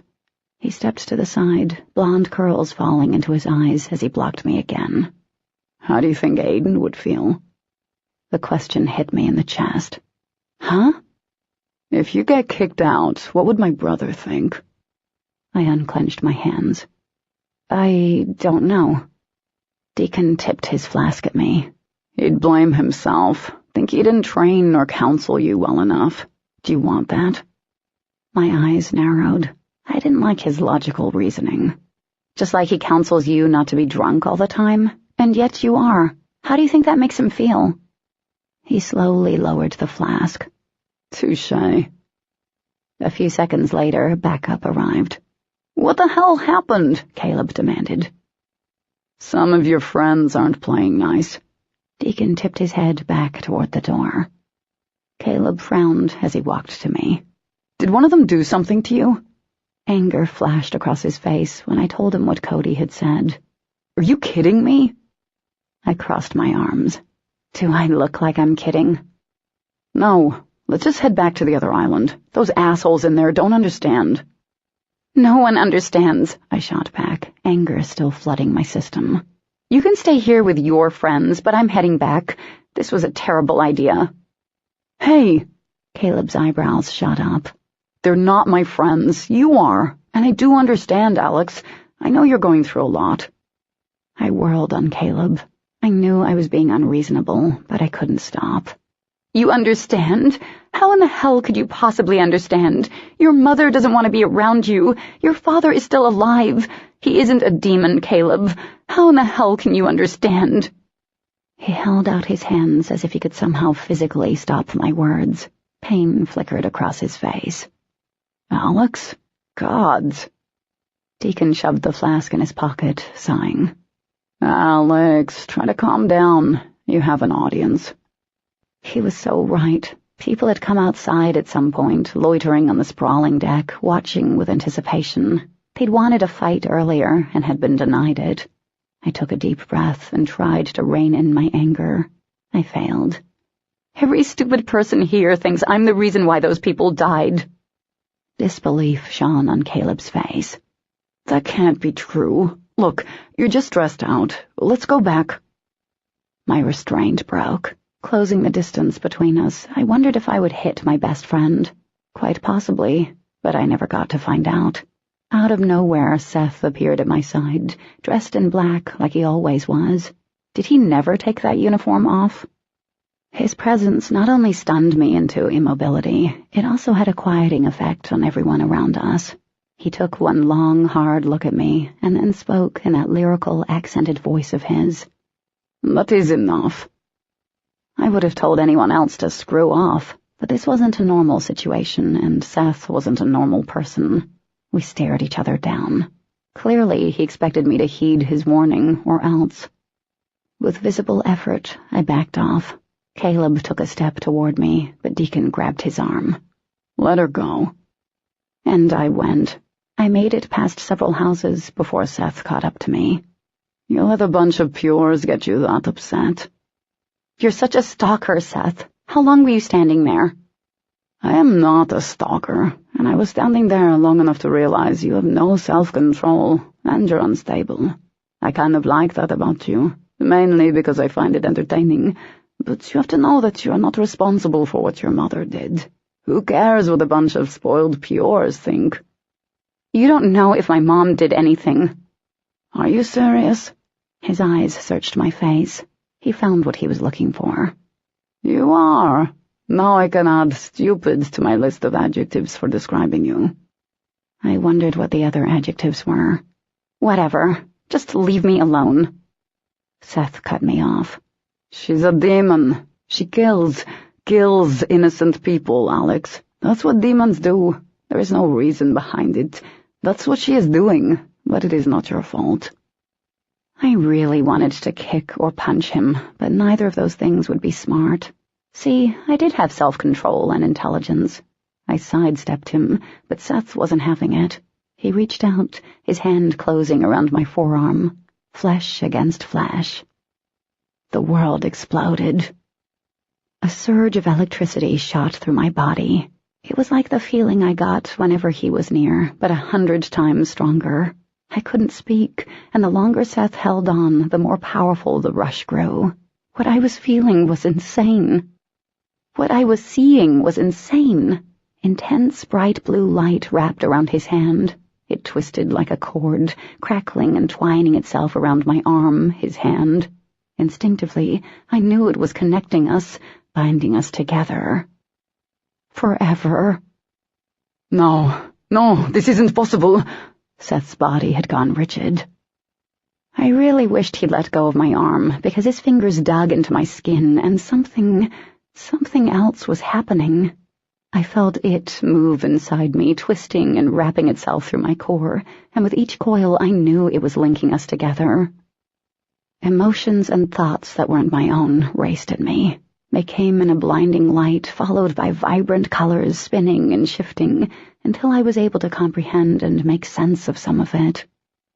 This isn't possible. This is going to get us both killed. I gasped for air. Seth's thoughts slithered around mine, and his emotions rolled and tumbled through the both of us. Abruptly, it all stopped as a door slammed shut in my mind.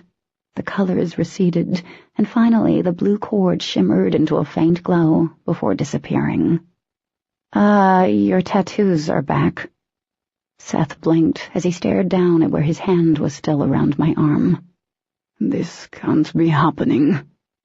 "What did happen? 'Cause if you know, I'd really like to be filled in on this." He looked up, his eyes glowed in the darkness. The bewildered look faded, replaced by anger. "We're going to die." That wasn't what I wanted to hear. What? Whatever he knew finally clicked into place for him. His lips thinned, and then he started walking, dragging me along behind him. "Wait, where are we going?" They knew this entire time. Now I understand why Lucian ordered me to council when they found you. My feet slipped in the sand as I stumbled to keep up with him.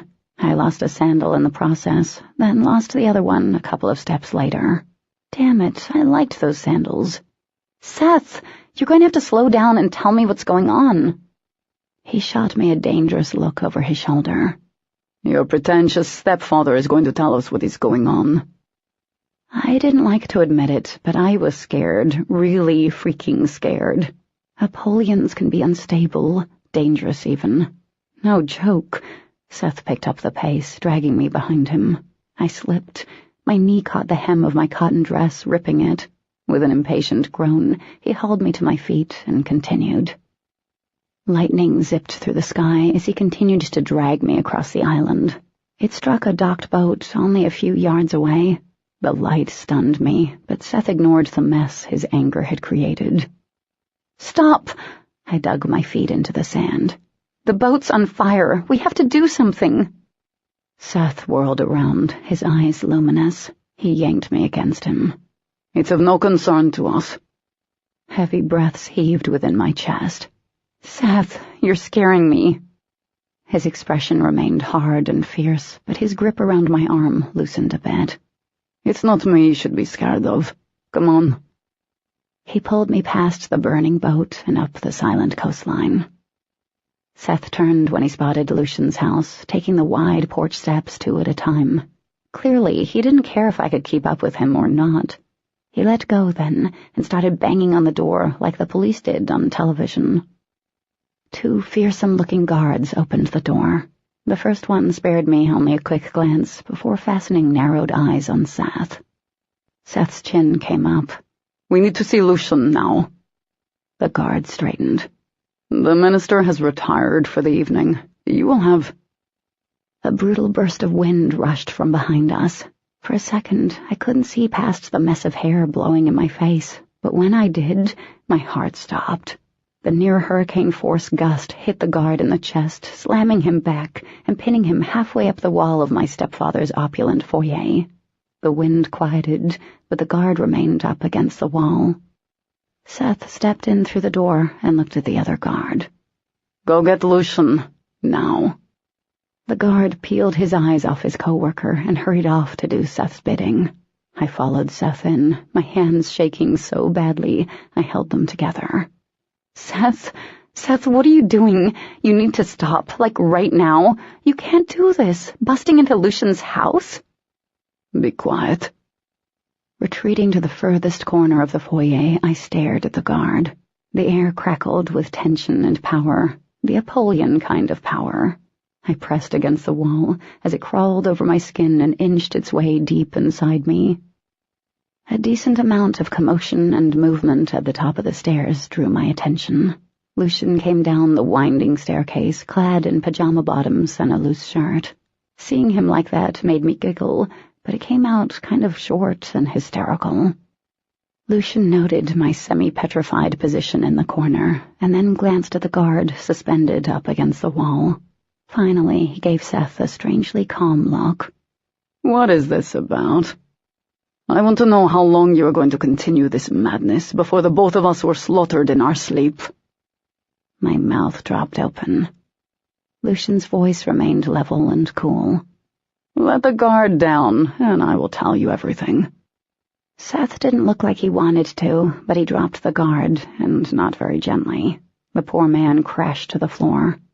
"I want to know the truth." Lucian nodded. "Why don't we move into the sitting room? Alexandria looks like she could really sit down." Seth glanced over his shoulder with a frown, as if he'd forgotten about me. I must have looked pretty pitiful, because he nodded. I half debated making a run for it, but I doubted I'd get very far. Besides, beyond the fear, I was also curious as hell as to what was going on. We went into a small room with glass walls. I practically collapsed in the white wicker chair. The guards followed us, but Lucian waved them off.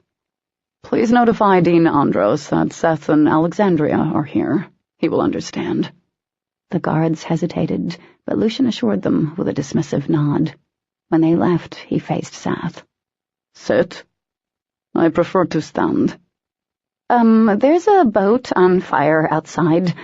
My voice sounded tight and too high. "Someone might want to check it out." "It'll be taken care of." Lucian sat in one of the chairs beside me. "Alexandria, I have not been entirely forthcoming with you." A tiny scoff huffed out of me. "Really?" He leaned forward, resting his hands against his checkered pajama bottoms. 3 years ago, the Oracle told your mother that on your 18th birthday you would become the Apollyon. I laughed out loud. "That is ridiculous." "Is it?" Seth turned to face me. He looked like he wanted to shake me. Yes?" My eyes widened. "There's only one of you guys." My voice trailed off as I remembered what I'd read in the book Aiden had loaned me. All at once, I felt hot and cold. "Before Rachel left, she confided in Marcus. He didn't agree with her decisions, but she felt she needed to protect you." "Protect me from what?" As soon as those words left my mouth, I already knew the answer. Protect me from what had happened to Solaris. I shook my head. "No, this is just too crazy. The Oracle didn't tell Mom that." "You were referencing the other part, the one where she said you will kill the ones you love. Oh, that is not the important part. What is important is you will become another Apollyon." He turned to Seth, smiling. "Having Seth here was the best way to discover if what the Oracle had said was correct." Seth paced the length of the sitting room. "It makes perfect sense. Why I sensed you the first day. No wonder your mother left here. She probably thought she could somehow hide you among the mortals." He turned and eyed Lucian. "Why would you want to bring us together? You know what will happen." "We do not know what will happen." Lucian returned his gaze. "There have not been two of you in over 400 years. Things have changed since then. So have the gods." My eyes bounced between them. "Guys, I know what you're saying, but you're wrong. There's no way I'm what he is. There's no way." "Then how do you explain what happened outside?" Seth glared at me. Taking a deep breath, I ignored him. It's not possible. What did happen? Lucian sounded curious. Lucian's eyes danced between us as Seth explained about the blue cord and how, for a few seconds, we'd heard each other's thoughts. It was clear he wasn't surprised. It is really nothing to be concerned about. What you experienced was just a way of recognizing one another. This is the reason I assigned you here, Seth. We had to see if she was the other half. The possibility, it was too great an opportunity to pass up. I just didn't expect it to take this long for you two to come together. Is it worth the risk? Seth frowned. If the gods didn't know about her before, they will soon. You could have just let this be. Is her life nothing to you? My stepfather leaned forward, his eyes meeting Seth's. Do you understand what this means? Not just for you, but our kind. 2 of you will change everything, Seth. Yes, you're powerful now, but when she turns 18, your power will become limitless. That seemed to perk Seth's interest. But the gods, they won't allow that to happen. Lucian leaned back.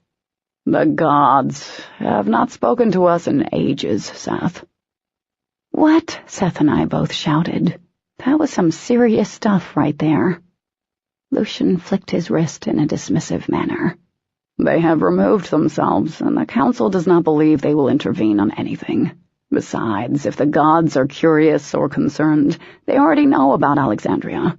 If the oracle has seen it, then the gods already know. They have to be aware of her. I didn't believe Lucian, not for 1 second. They weren't aware of Solaris. Both of them looked at me. A line formed between Lucian's brows. How do you know of Solaris? I read about her. They killed both of the Apollonians. Lucian shook his head. You do not know the whole truth behind that. The other Apollyon attacked the council, and Solaris was obligated to stop him. She did not. That is why they were executed. I frowned. The book hadn't said anything like that. Seth finally sat. What do you have to gain from these? Lucian's eyes went wide. With you two, we can eliminate the demons without risking so many lives. We could change the rules, the laws surrounding half-bloods, the marriage decrees, the council. Why, anything could be possible. I wanted to punch him in the gut. Lucian didn't care about halves. What rules of the council do you wish to see changed? Seth watched Lucian's face. These are things best discussed later, Seth. He waved his hand at me, smiling that weird, icky smile again.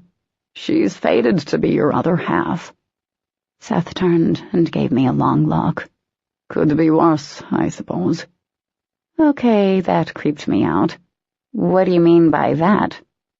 You two are like puzzle pieces. You fit together. Your power will feed his, and vice versa.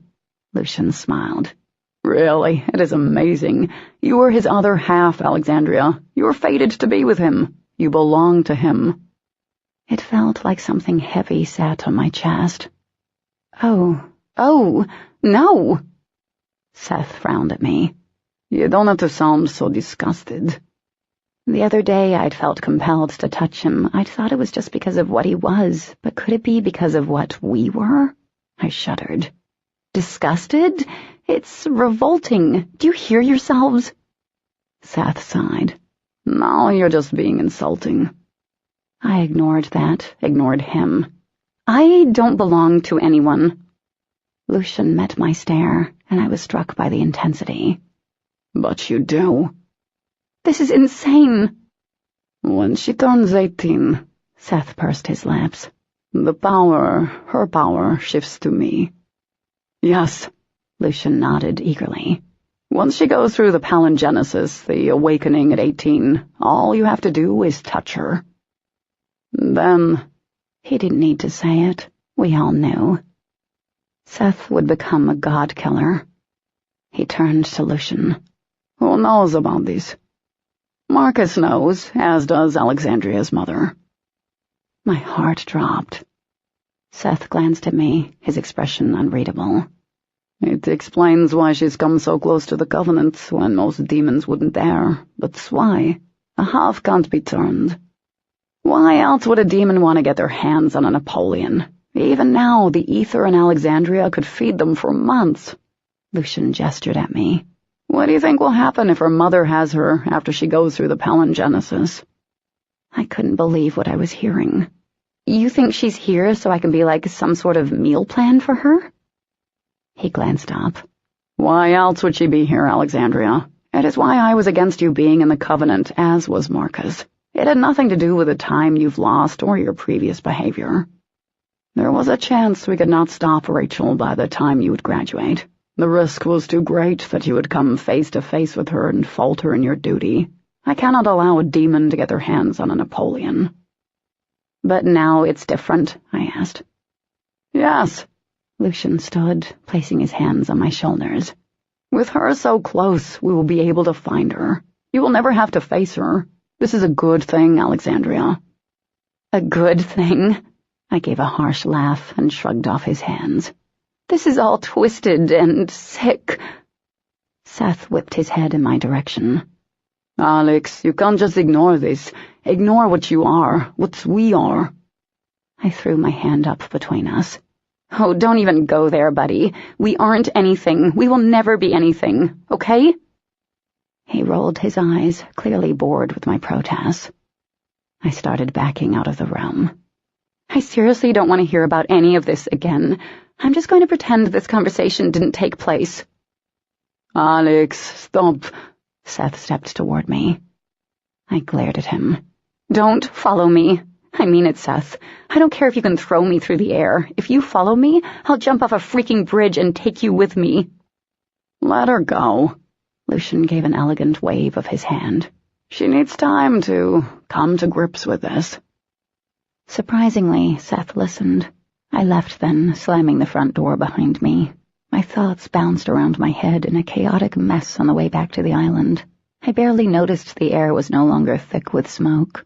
Someone had taken care of the boat fire. The guards at the bridge looked bored when they waved me through.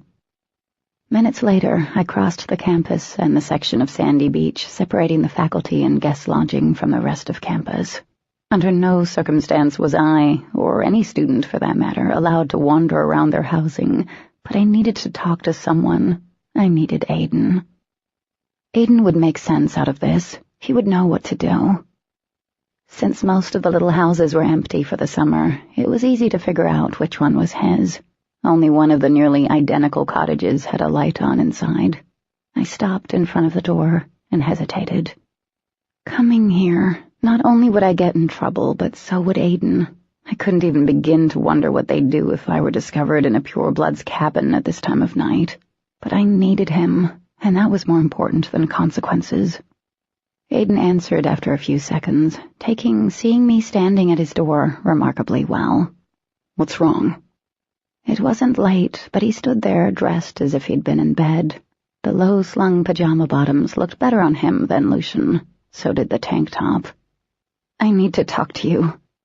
His gaze dropped the length of me. Where are your shoes? Why are you covered in sand? Alex, talk to me now. What happened? I looked down dumbly. My sandals? They were lost somewhere on the main island, never to be seen again. Sighing, I pushed the tangled strands of hair back.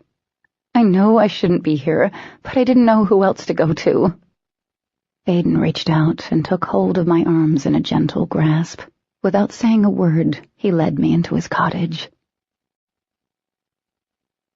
Chapter 16. As Aiden guided me to his couch and sat me down, he had this look about him. It was sort of dangerous and comforting at the same time. Let me get you a glass of water. My gaze crawled over his living room. It wasn't much bigger than my room back in the dorm, and much like mine, it was devoid of anything decorative. There were no pictures, favorite paintings, or artwork cluttering the walls. Instead, books and comics lay scattered across the coffee table, lined the numerous bookshelves, and sat stacked on his small computer desk.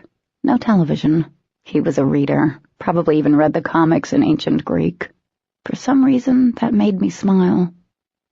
Then I noticed the corner of the room, between the bookshelf and the desk. A guitar leaned against the wall, and several colorful guitar picks formed a line on one of the shelves, every color except black.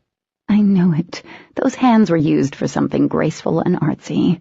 I wondered if I could ever get him to play for me. I'd always had a thing for guys who played guitars. You play? I tipped my chin toward the guitar.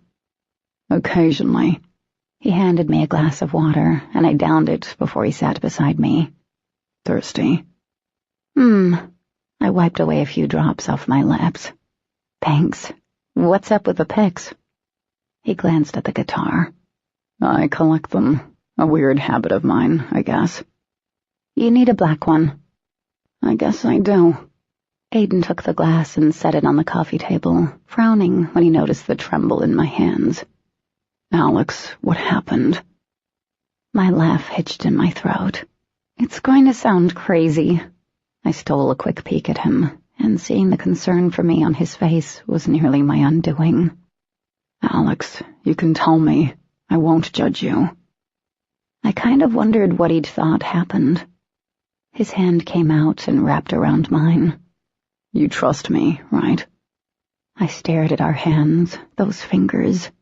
You are fated to be with him. Those words had a shattering effect on me. I pulled my hands free and stood. Yes, I did.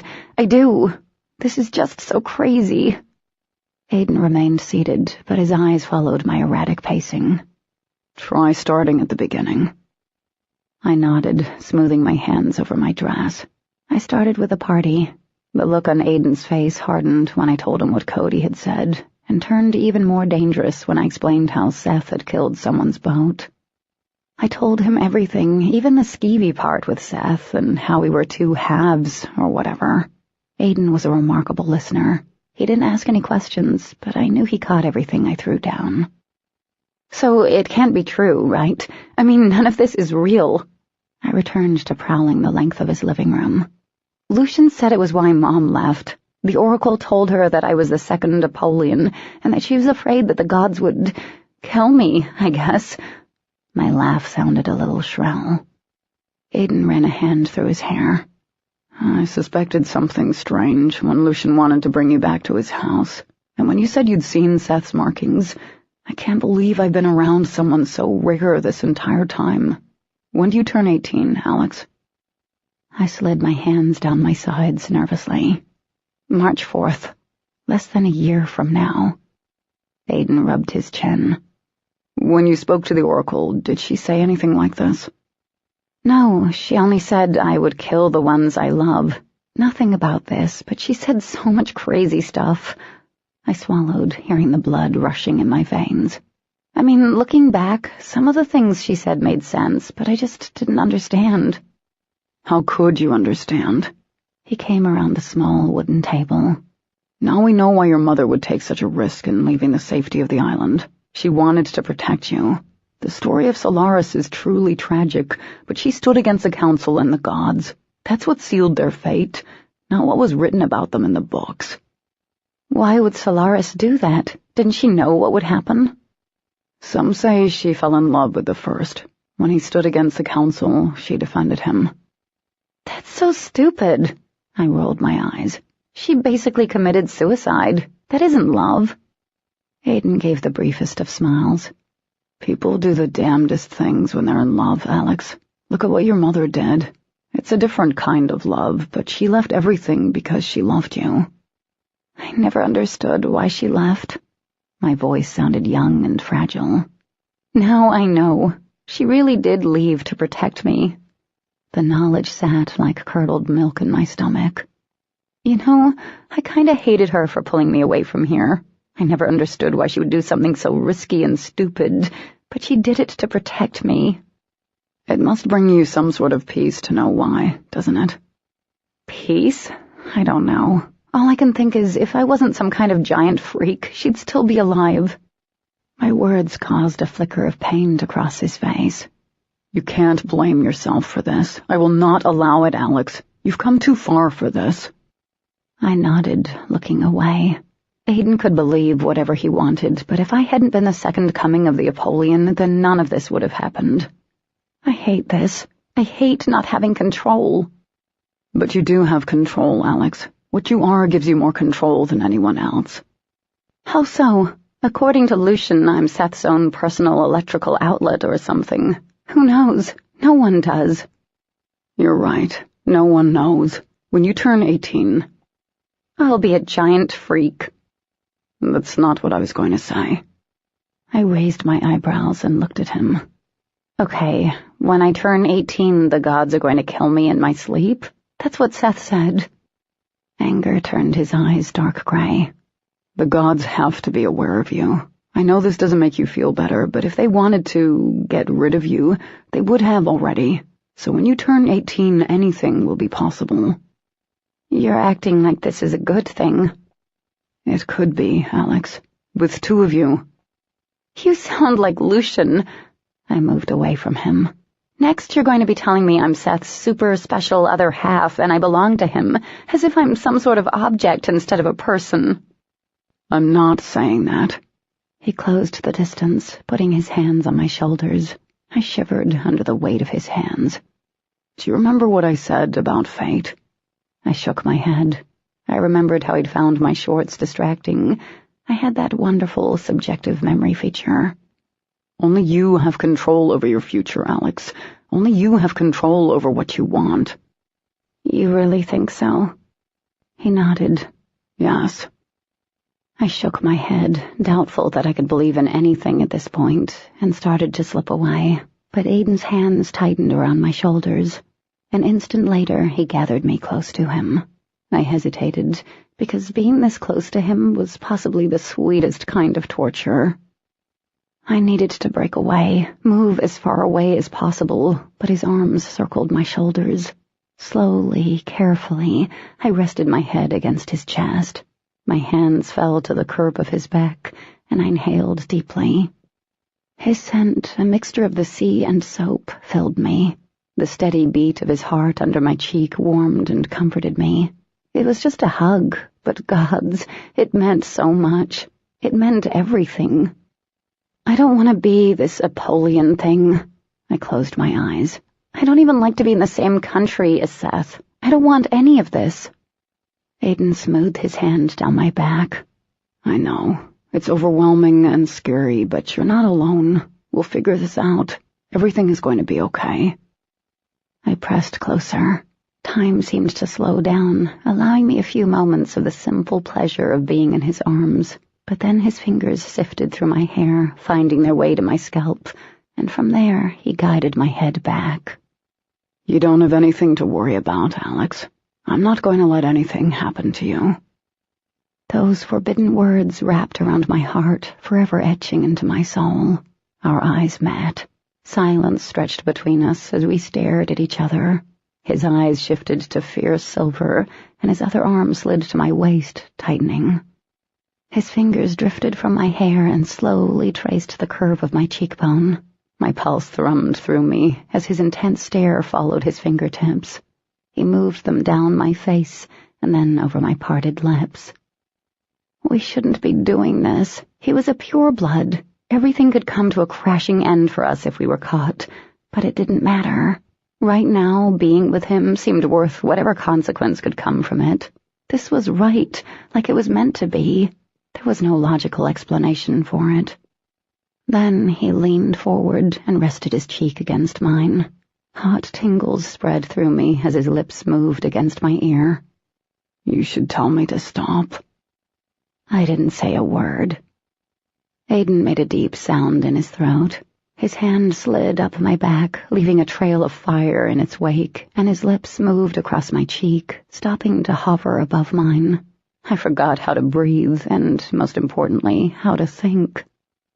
He moved ever so slightly, and his lips brushed across mine once and then twice. It was such a soft, beautiful kiss, but when the kiss deepened, it wasn't a shy one. This was one of dangerously pent-up need, a desire that had been denied far too long. The kiss felt fierce, demanding, and soul-burning.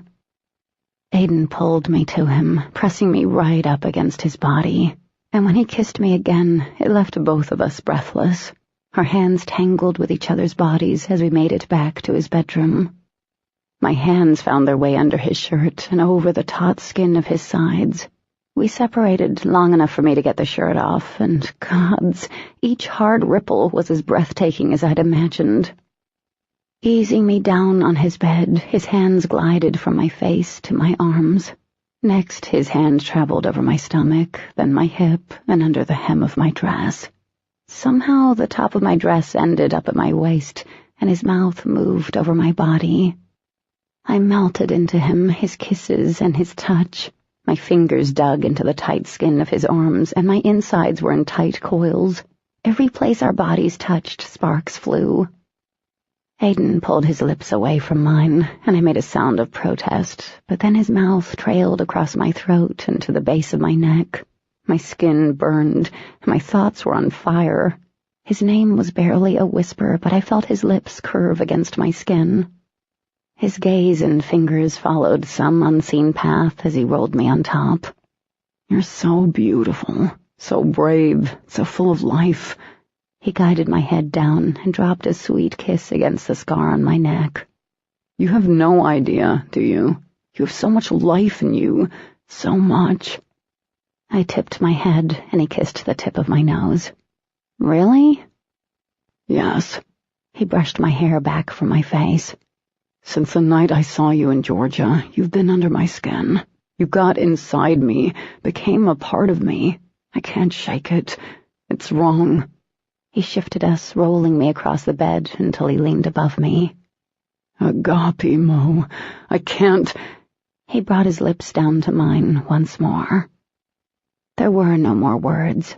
Our kisses hardened, his lips and hands took on a purpose that could only mean one thing. I'd never gone this far with a guy before, but I knew I wanted to be with him. There was no doubt, only certainty. Everything in my world hinged on this moment. Aiden lifted his head, staring down at me with that question in his eyes. "Do you trust me?" I ran my fingers over his cheek, then his parted lips. "Yes." He made a deep sound in his throat and caught my hand. Bringing it to his lips, he pressed a kiss against each fingertip, then my palm, and then my lips. And that was when someone knocked on the door. We both froze against one another. His eyes, still cloudy with hunger, met mine. A second passed, and another. I thought he was going to ignore it. Gods, I wanted him to ignore it, badly, deeply. My life depended on it. But the knock came again, and this time a voice accompanied it. "Aiden, open this door, now." Leon. Crap. That was all I could think. We were so busted. I didn't know what to do. I just lay there, wide-eyed and naked, totally freaking naked. Never taking his eyes off me, Aiden slowly lifted himself and stood. Only when he bent to retrieve the shirt I'd tossed aside did he break eye contact.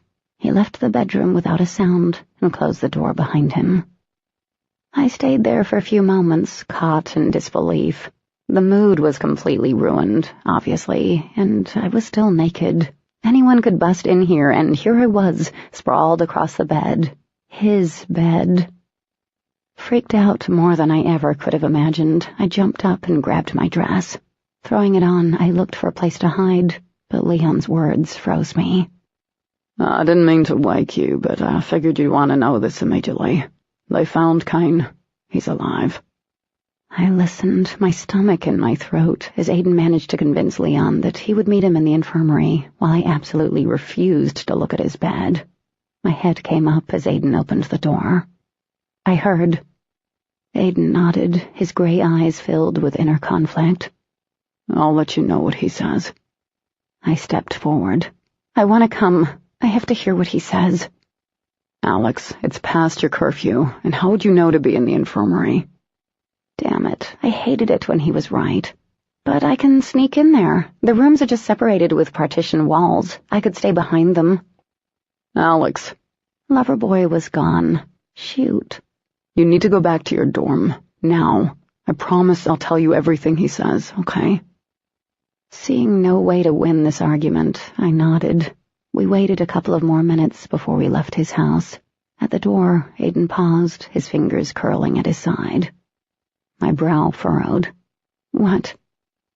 Aiden's gaze settled on me, and the air left my lungs. Passion slammed into me, hard and hot. The look on his face, in his eyes, sent shivers through me. Without saying a word, he cupped my face and brought his lips to mine. The kiss took whatever air I had left in me. It was heady and deep, heart-stopping. I never wanted it to end, but it did. Aiden pulled back, his fingers slowly trailing away from my cheeks. Don't do anything stupid. His voice sounded thick. Then he disappeared into the darkness outside of his cottage. I stumbled back to my dorm on rubbery knees, replaying what had happened between us. Those kisses, his touch, and the way he'd looked at me were forever branded in my mind. 2 seconds from losing my virginity. 2 freaking seconds. But that last kiss, there was something in it, something that filled me with nervousness and heartache. Once inside my room, I paced back and forth. With learning that I'd become a second Napoleon on my birthday, what had happened between Aiden and me and Kane's unexpected reappearance, I was wired. I took a shower. I even straightened my room, but nothing could wear me out. Right now, Aiden and the other Sentinels were questioning Kane, getting the answers I needed. Was Mom a killer? Hours went by as I waited for Aiden to come by with news, but he never did. I fell into a restless sleep and woke way too early. I had about an hour before training would begin, and there was no way I could wait any longer. The plan formed in my mind. I threw on my gym clothes and hurried outside. The sun had just crested the horizon, but the humidity made the air murky. I avoided the guards on patrol, skirting the sides of the buildings as I made my way to the infirmary. Cool air greeted me inside the narrow building. I moved through corridors lined with smaller offices and a couple of larger rooms equipped to handle medical emergencies. The pure-blood doctors lived on the main island and only staffed the infirmary during the school year. This early on a summer morning, only a few nurses would be in the building. I already had excuses ready if I ran into one of those nurses. I had killer cramps. I'd broken my toe. I'd even say I needed a pregnancy test if it meant I could get to where they had Kane, but I didn't need any of my excuses. The medical compound was tomb silent as I prowled down the dimly lit hallway. After checking several of the smaller rooms, I stumbled into a ward used to accommodate several patients at once. Instinct led me past the empty gurneys and beyond the pea-green curtain. I froze, the papery thin fabric fluttering behind me. Kane sat in the middle of the bed, dressed in loose jogging pants and nothing more. Dull locks of hair hid most of his downturned face, but his chest? Swallowing down the sudden rise of bile, I could only stare. His chest, incredibly pale, was covered with crescent-shaped tags and thin slices that looked like they'd been made by one of our Covenant-issued daggers. There wasn't much space on him that wasn't marked. He lifted his head. His blue eyes stood out against a corpse-like pallor. I inched closer, feeling something in my chest tighten. He looked so bad, and when he smiled at me, he looked worse. His skin was so washed out that his lips looked blood-red. A tiny bit of guilt flashed inside me. Maybe I could have waited to question him, but in typical Alex fashion, I jumped in. "Kane, are you okay?" I think so. "I wanted to ask you some questions, if it's okay with you." You want to ask about your mother? He looked down at his hands. Relief crashed through me. I wouldn't have to explain myself. I stepped closer. "Yes." He was quiet as he continued staring down at his hands. He was holding something, but I couldn't see what it was. I told the others I didn't remember anything. I wanted to sit down and cry. Kane had been my only hope. "You don't?" That's what I told them. An odd sound came from behind the green curtain on the other side of Kane's bed, like cloth dragging across a smooth floor. My brows knitted as I looked past him. Is someone back there?" The only sound was a low gurgling. Dread came out of nowhere, inching down my spine, demanding that I flee this room now. I pushed past the bed and threw back the curtain. My lips parted in silent scream. 3 pure-blood nurses lay sprawled on the bloody floor.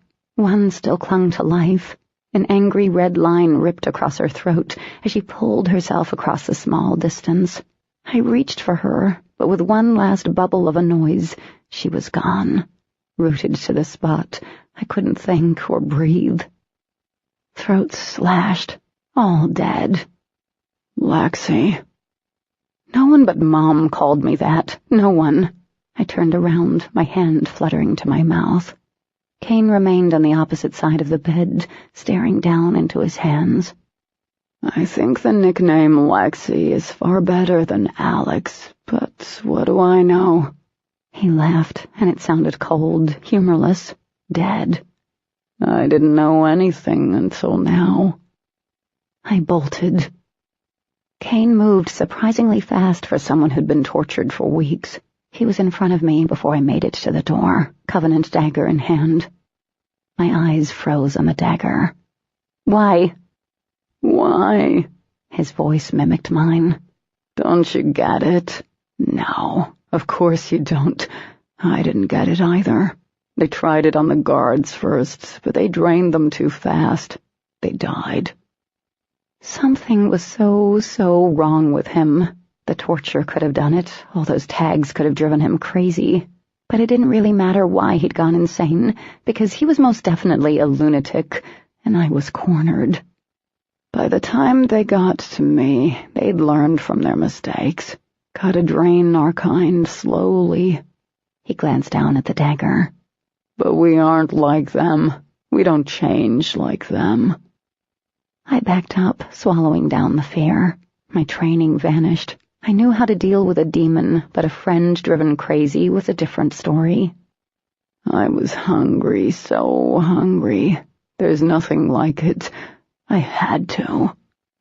Horrifying realization set in. I took another step back just as he launched himself at me. He was so fast, faster than he'd ever been. Before I could even fully register the swing, his fist connected with my face. I flew back, crashing into one of those little tables. It happened so quickly, I couldn't break my fall. I landed in a messy heap, dazed and tasting blood in my mouth. Kane was on me immediately, yanking me to my feet and flinging me across the room.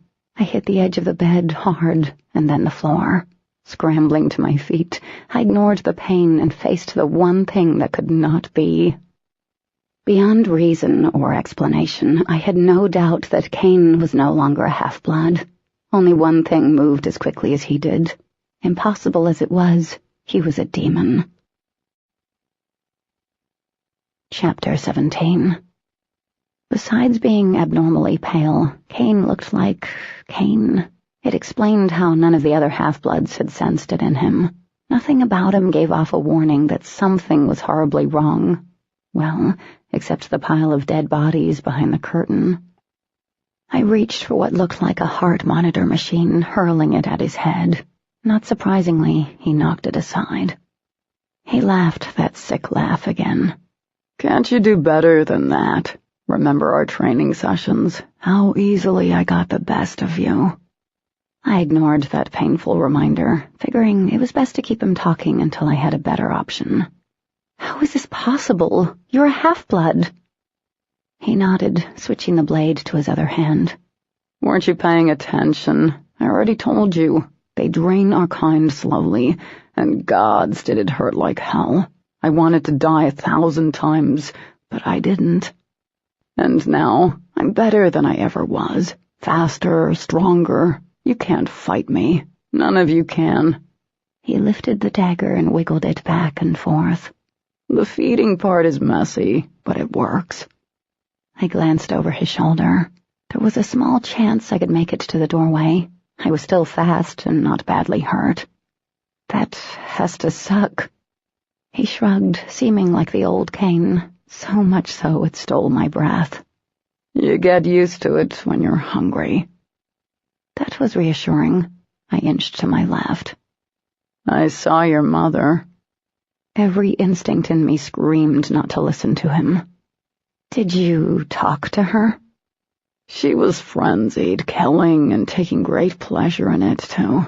She was the one who turned me. He licked his lips. She's coming for you. Did you know that? Where is she? I didn't expect him to answer, but he did. You leave the safety of the Covenant and you'll find her, or she'll find you. But that's not going to happen. Oh, I whispered, but I already knew. I wasn't stupid. Mom wasn't going to get a chance at my ether because Kane was going to cut me and drain me. You know, the one thing that sucks about being a demon, I'm always so damn hungry. But I'm certain you'll feel like nothing else. It's a good thing you came to me, trusted me. His blue eyes dropped to my neck, to where my frantic pulse beat. She'll keep killing till she finds you, or till you're dead, and you are going to die. That was my cue to make my move. I pushed with all my strength, but it was no use. Kane blocked my only route of escape. With no other option but to fight him, I squared off, weaponless, and outscaled. His 2 red lips quirked. Do you really want to try that?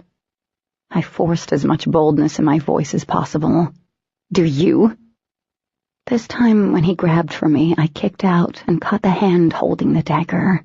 It flew from his grasp, clattering against the floor. Before I could celebrate the small victory, his meaty fist lashed out, and it appeared he remembered how poor my blocking skills were. The punch got me in the stomach, doubling me over. A rush of air stirred my hair, giving me only a second to straighten myself. I was a goner, no doubt about it. But as I lifted my head, it wasn't Kane standing in front of me. It was Aiden. He didn't say anything to Kane. Somehow he just knew as he forced me backwards away from the demon half-blood. Kane turned his attention on Aiden. He let out a howl, eerily similar to the one the demon had made in Georgia. They circled one another, and with Kane weaponless, Aiden had the upper hand. They exchanged vicious blows, no longer partners but enemies to the core. Then Aiden made his move. He thrust the titanium dagger deep into Kane's stomach. The impossible happened. Kane didn't fall. Aiden stepped back, revealing Kane's startled face. He looked down at the gaping wound and started to laugh.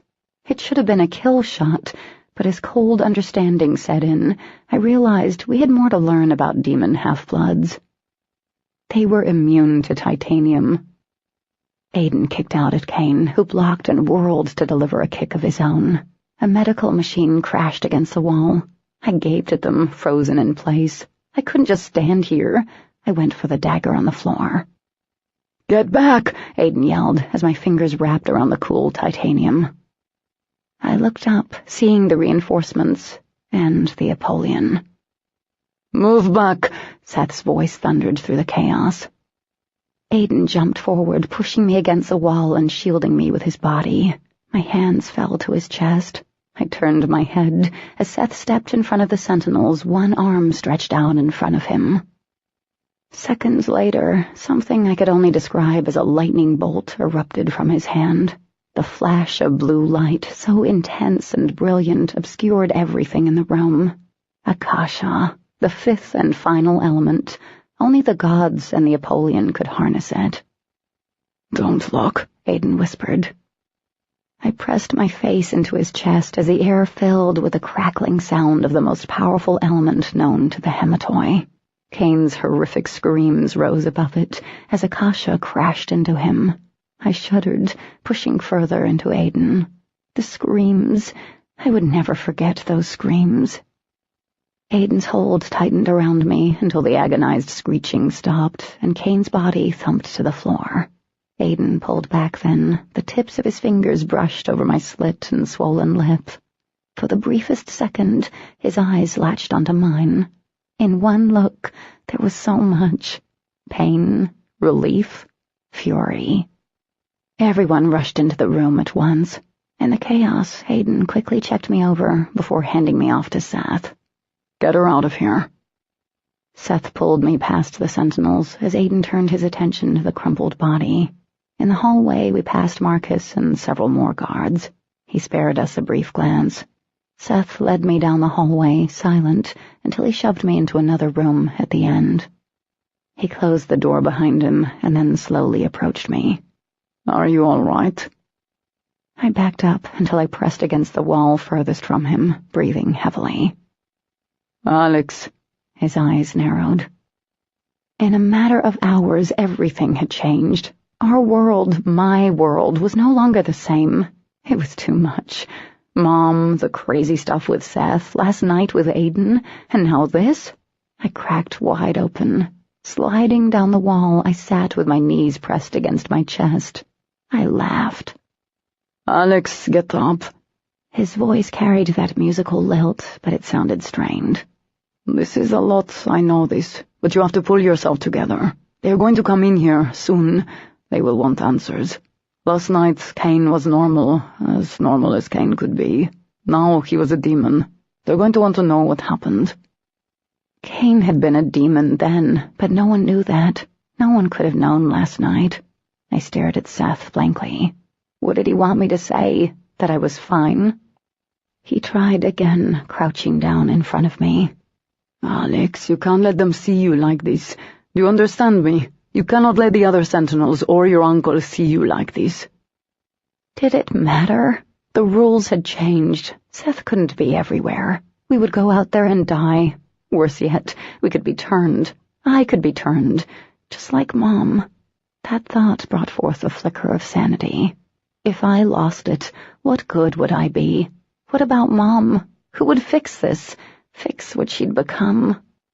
Seth glanced back over his shoulder at the door. Alex, you're starting to worry me. Insult me, or something. A weak smile stretched my lips. You're a bigger freak than I could have ever possibly imagined. He laughed, and my ears must have been fooling me, because he sounded relieved. You're just as big a freak as I am. What do you have to say about that? I cringed, my fingers tightening around my knees. I hate you. You can't hate me, Alex. You don't even know me. It doesn't matter. I hate what you mean to me. I hate not having control. I hate that everyone has lied to me. On a roll now, I straightened my legs. And I hate what this means. The sentinels will die out there, one after another. I hate that I still think of my mother as my mother. Seth leaned forward and grasped my chin. The shock of his touch wasn't as shattering as before, but the bizarre transfer of energy still shimmied through me. Then take the hate and do something about it, Alex. Use the hate. Don't sit here like there is no hope for them, for us. For us? Did he mean for our kind, or for him and me? You saw what I can do. You will be able to do that. Together we can stop them. Without you, we cannot. And damn it, I need you to be strong. What good are you if you end up a damn servant because you cannot deal? Well, I guess that answered my question. I smacked his hand away. Get out of my face. He leaned in closer. What exactly are you going to do about it? I shot him a warning look. I don't care if you can shoot lightning from your hand. I will kick you in the face. Why doesn't that surprise me? Could it do with the fact you know I will not hurt you, that I cannot? Probably. I really wasn't sure about that. 24 hours ago, he dragged me clear across an island. Well, that doesn't sound particularly fair, does it? This whole stuff with you isn't fair. I poked his chest with my finger. You have the control in this. Seth made an exasperated sound. He reached out and clasped the sides of my head. You have all the control. Don't you get it? Annoyed, I grabbed his wrists. Let go. He twisted his hands and grasped mine. Those amber eyes flared like he was up for the challenge. After a few terse moments, he broke away and stood.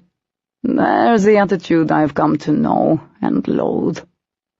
I flipped him off, but the bad thing was his general annoyingness had somehow reached me. Not that I'd admit it. Ever. He grabbed a towel off the shelf.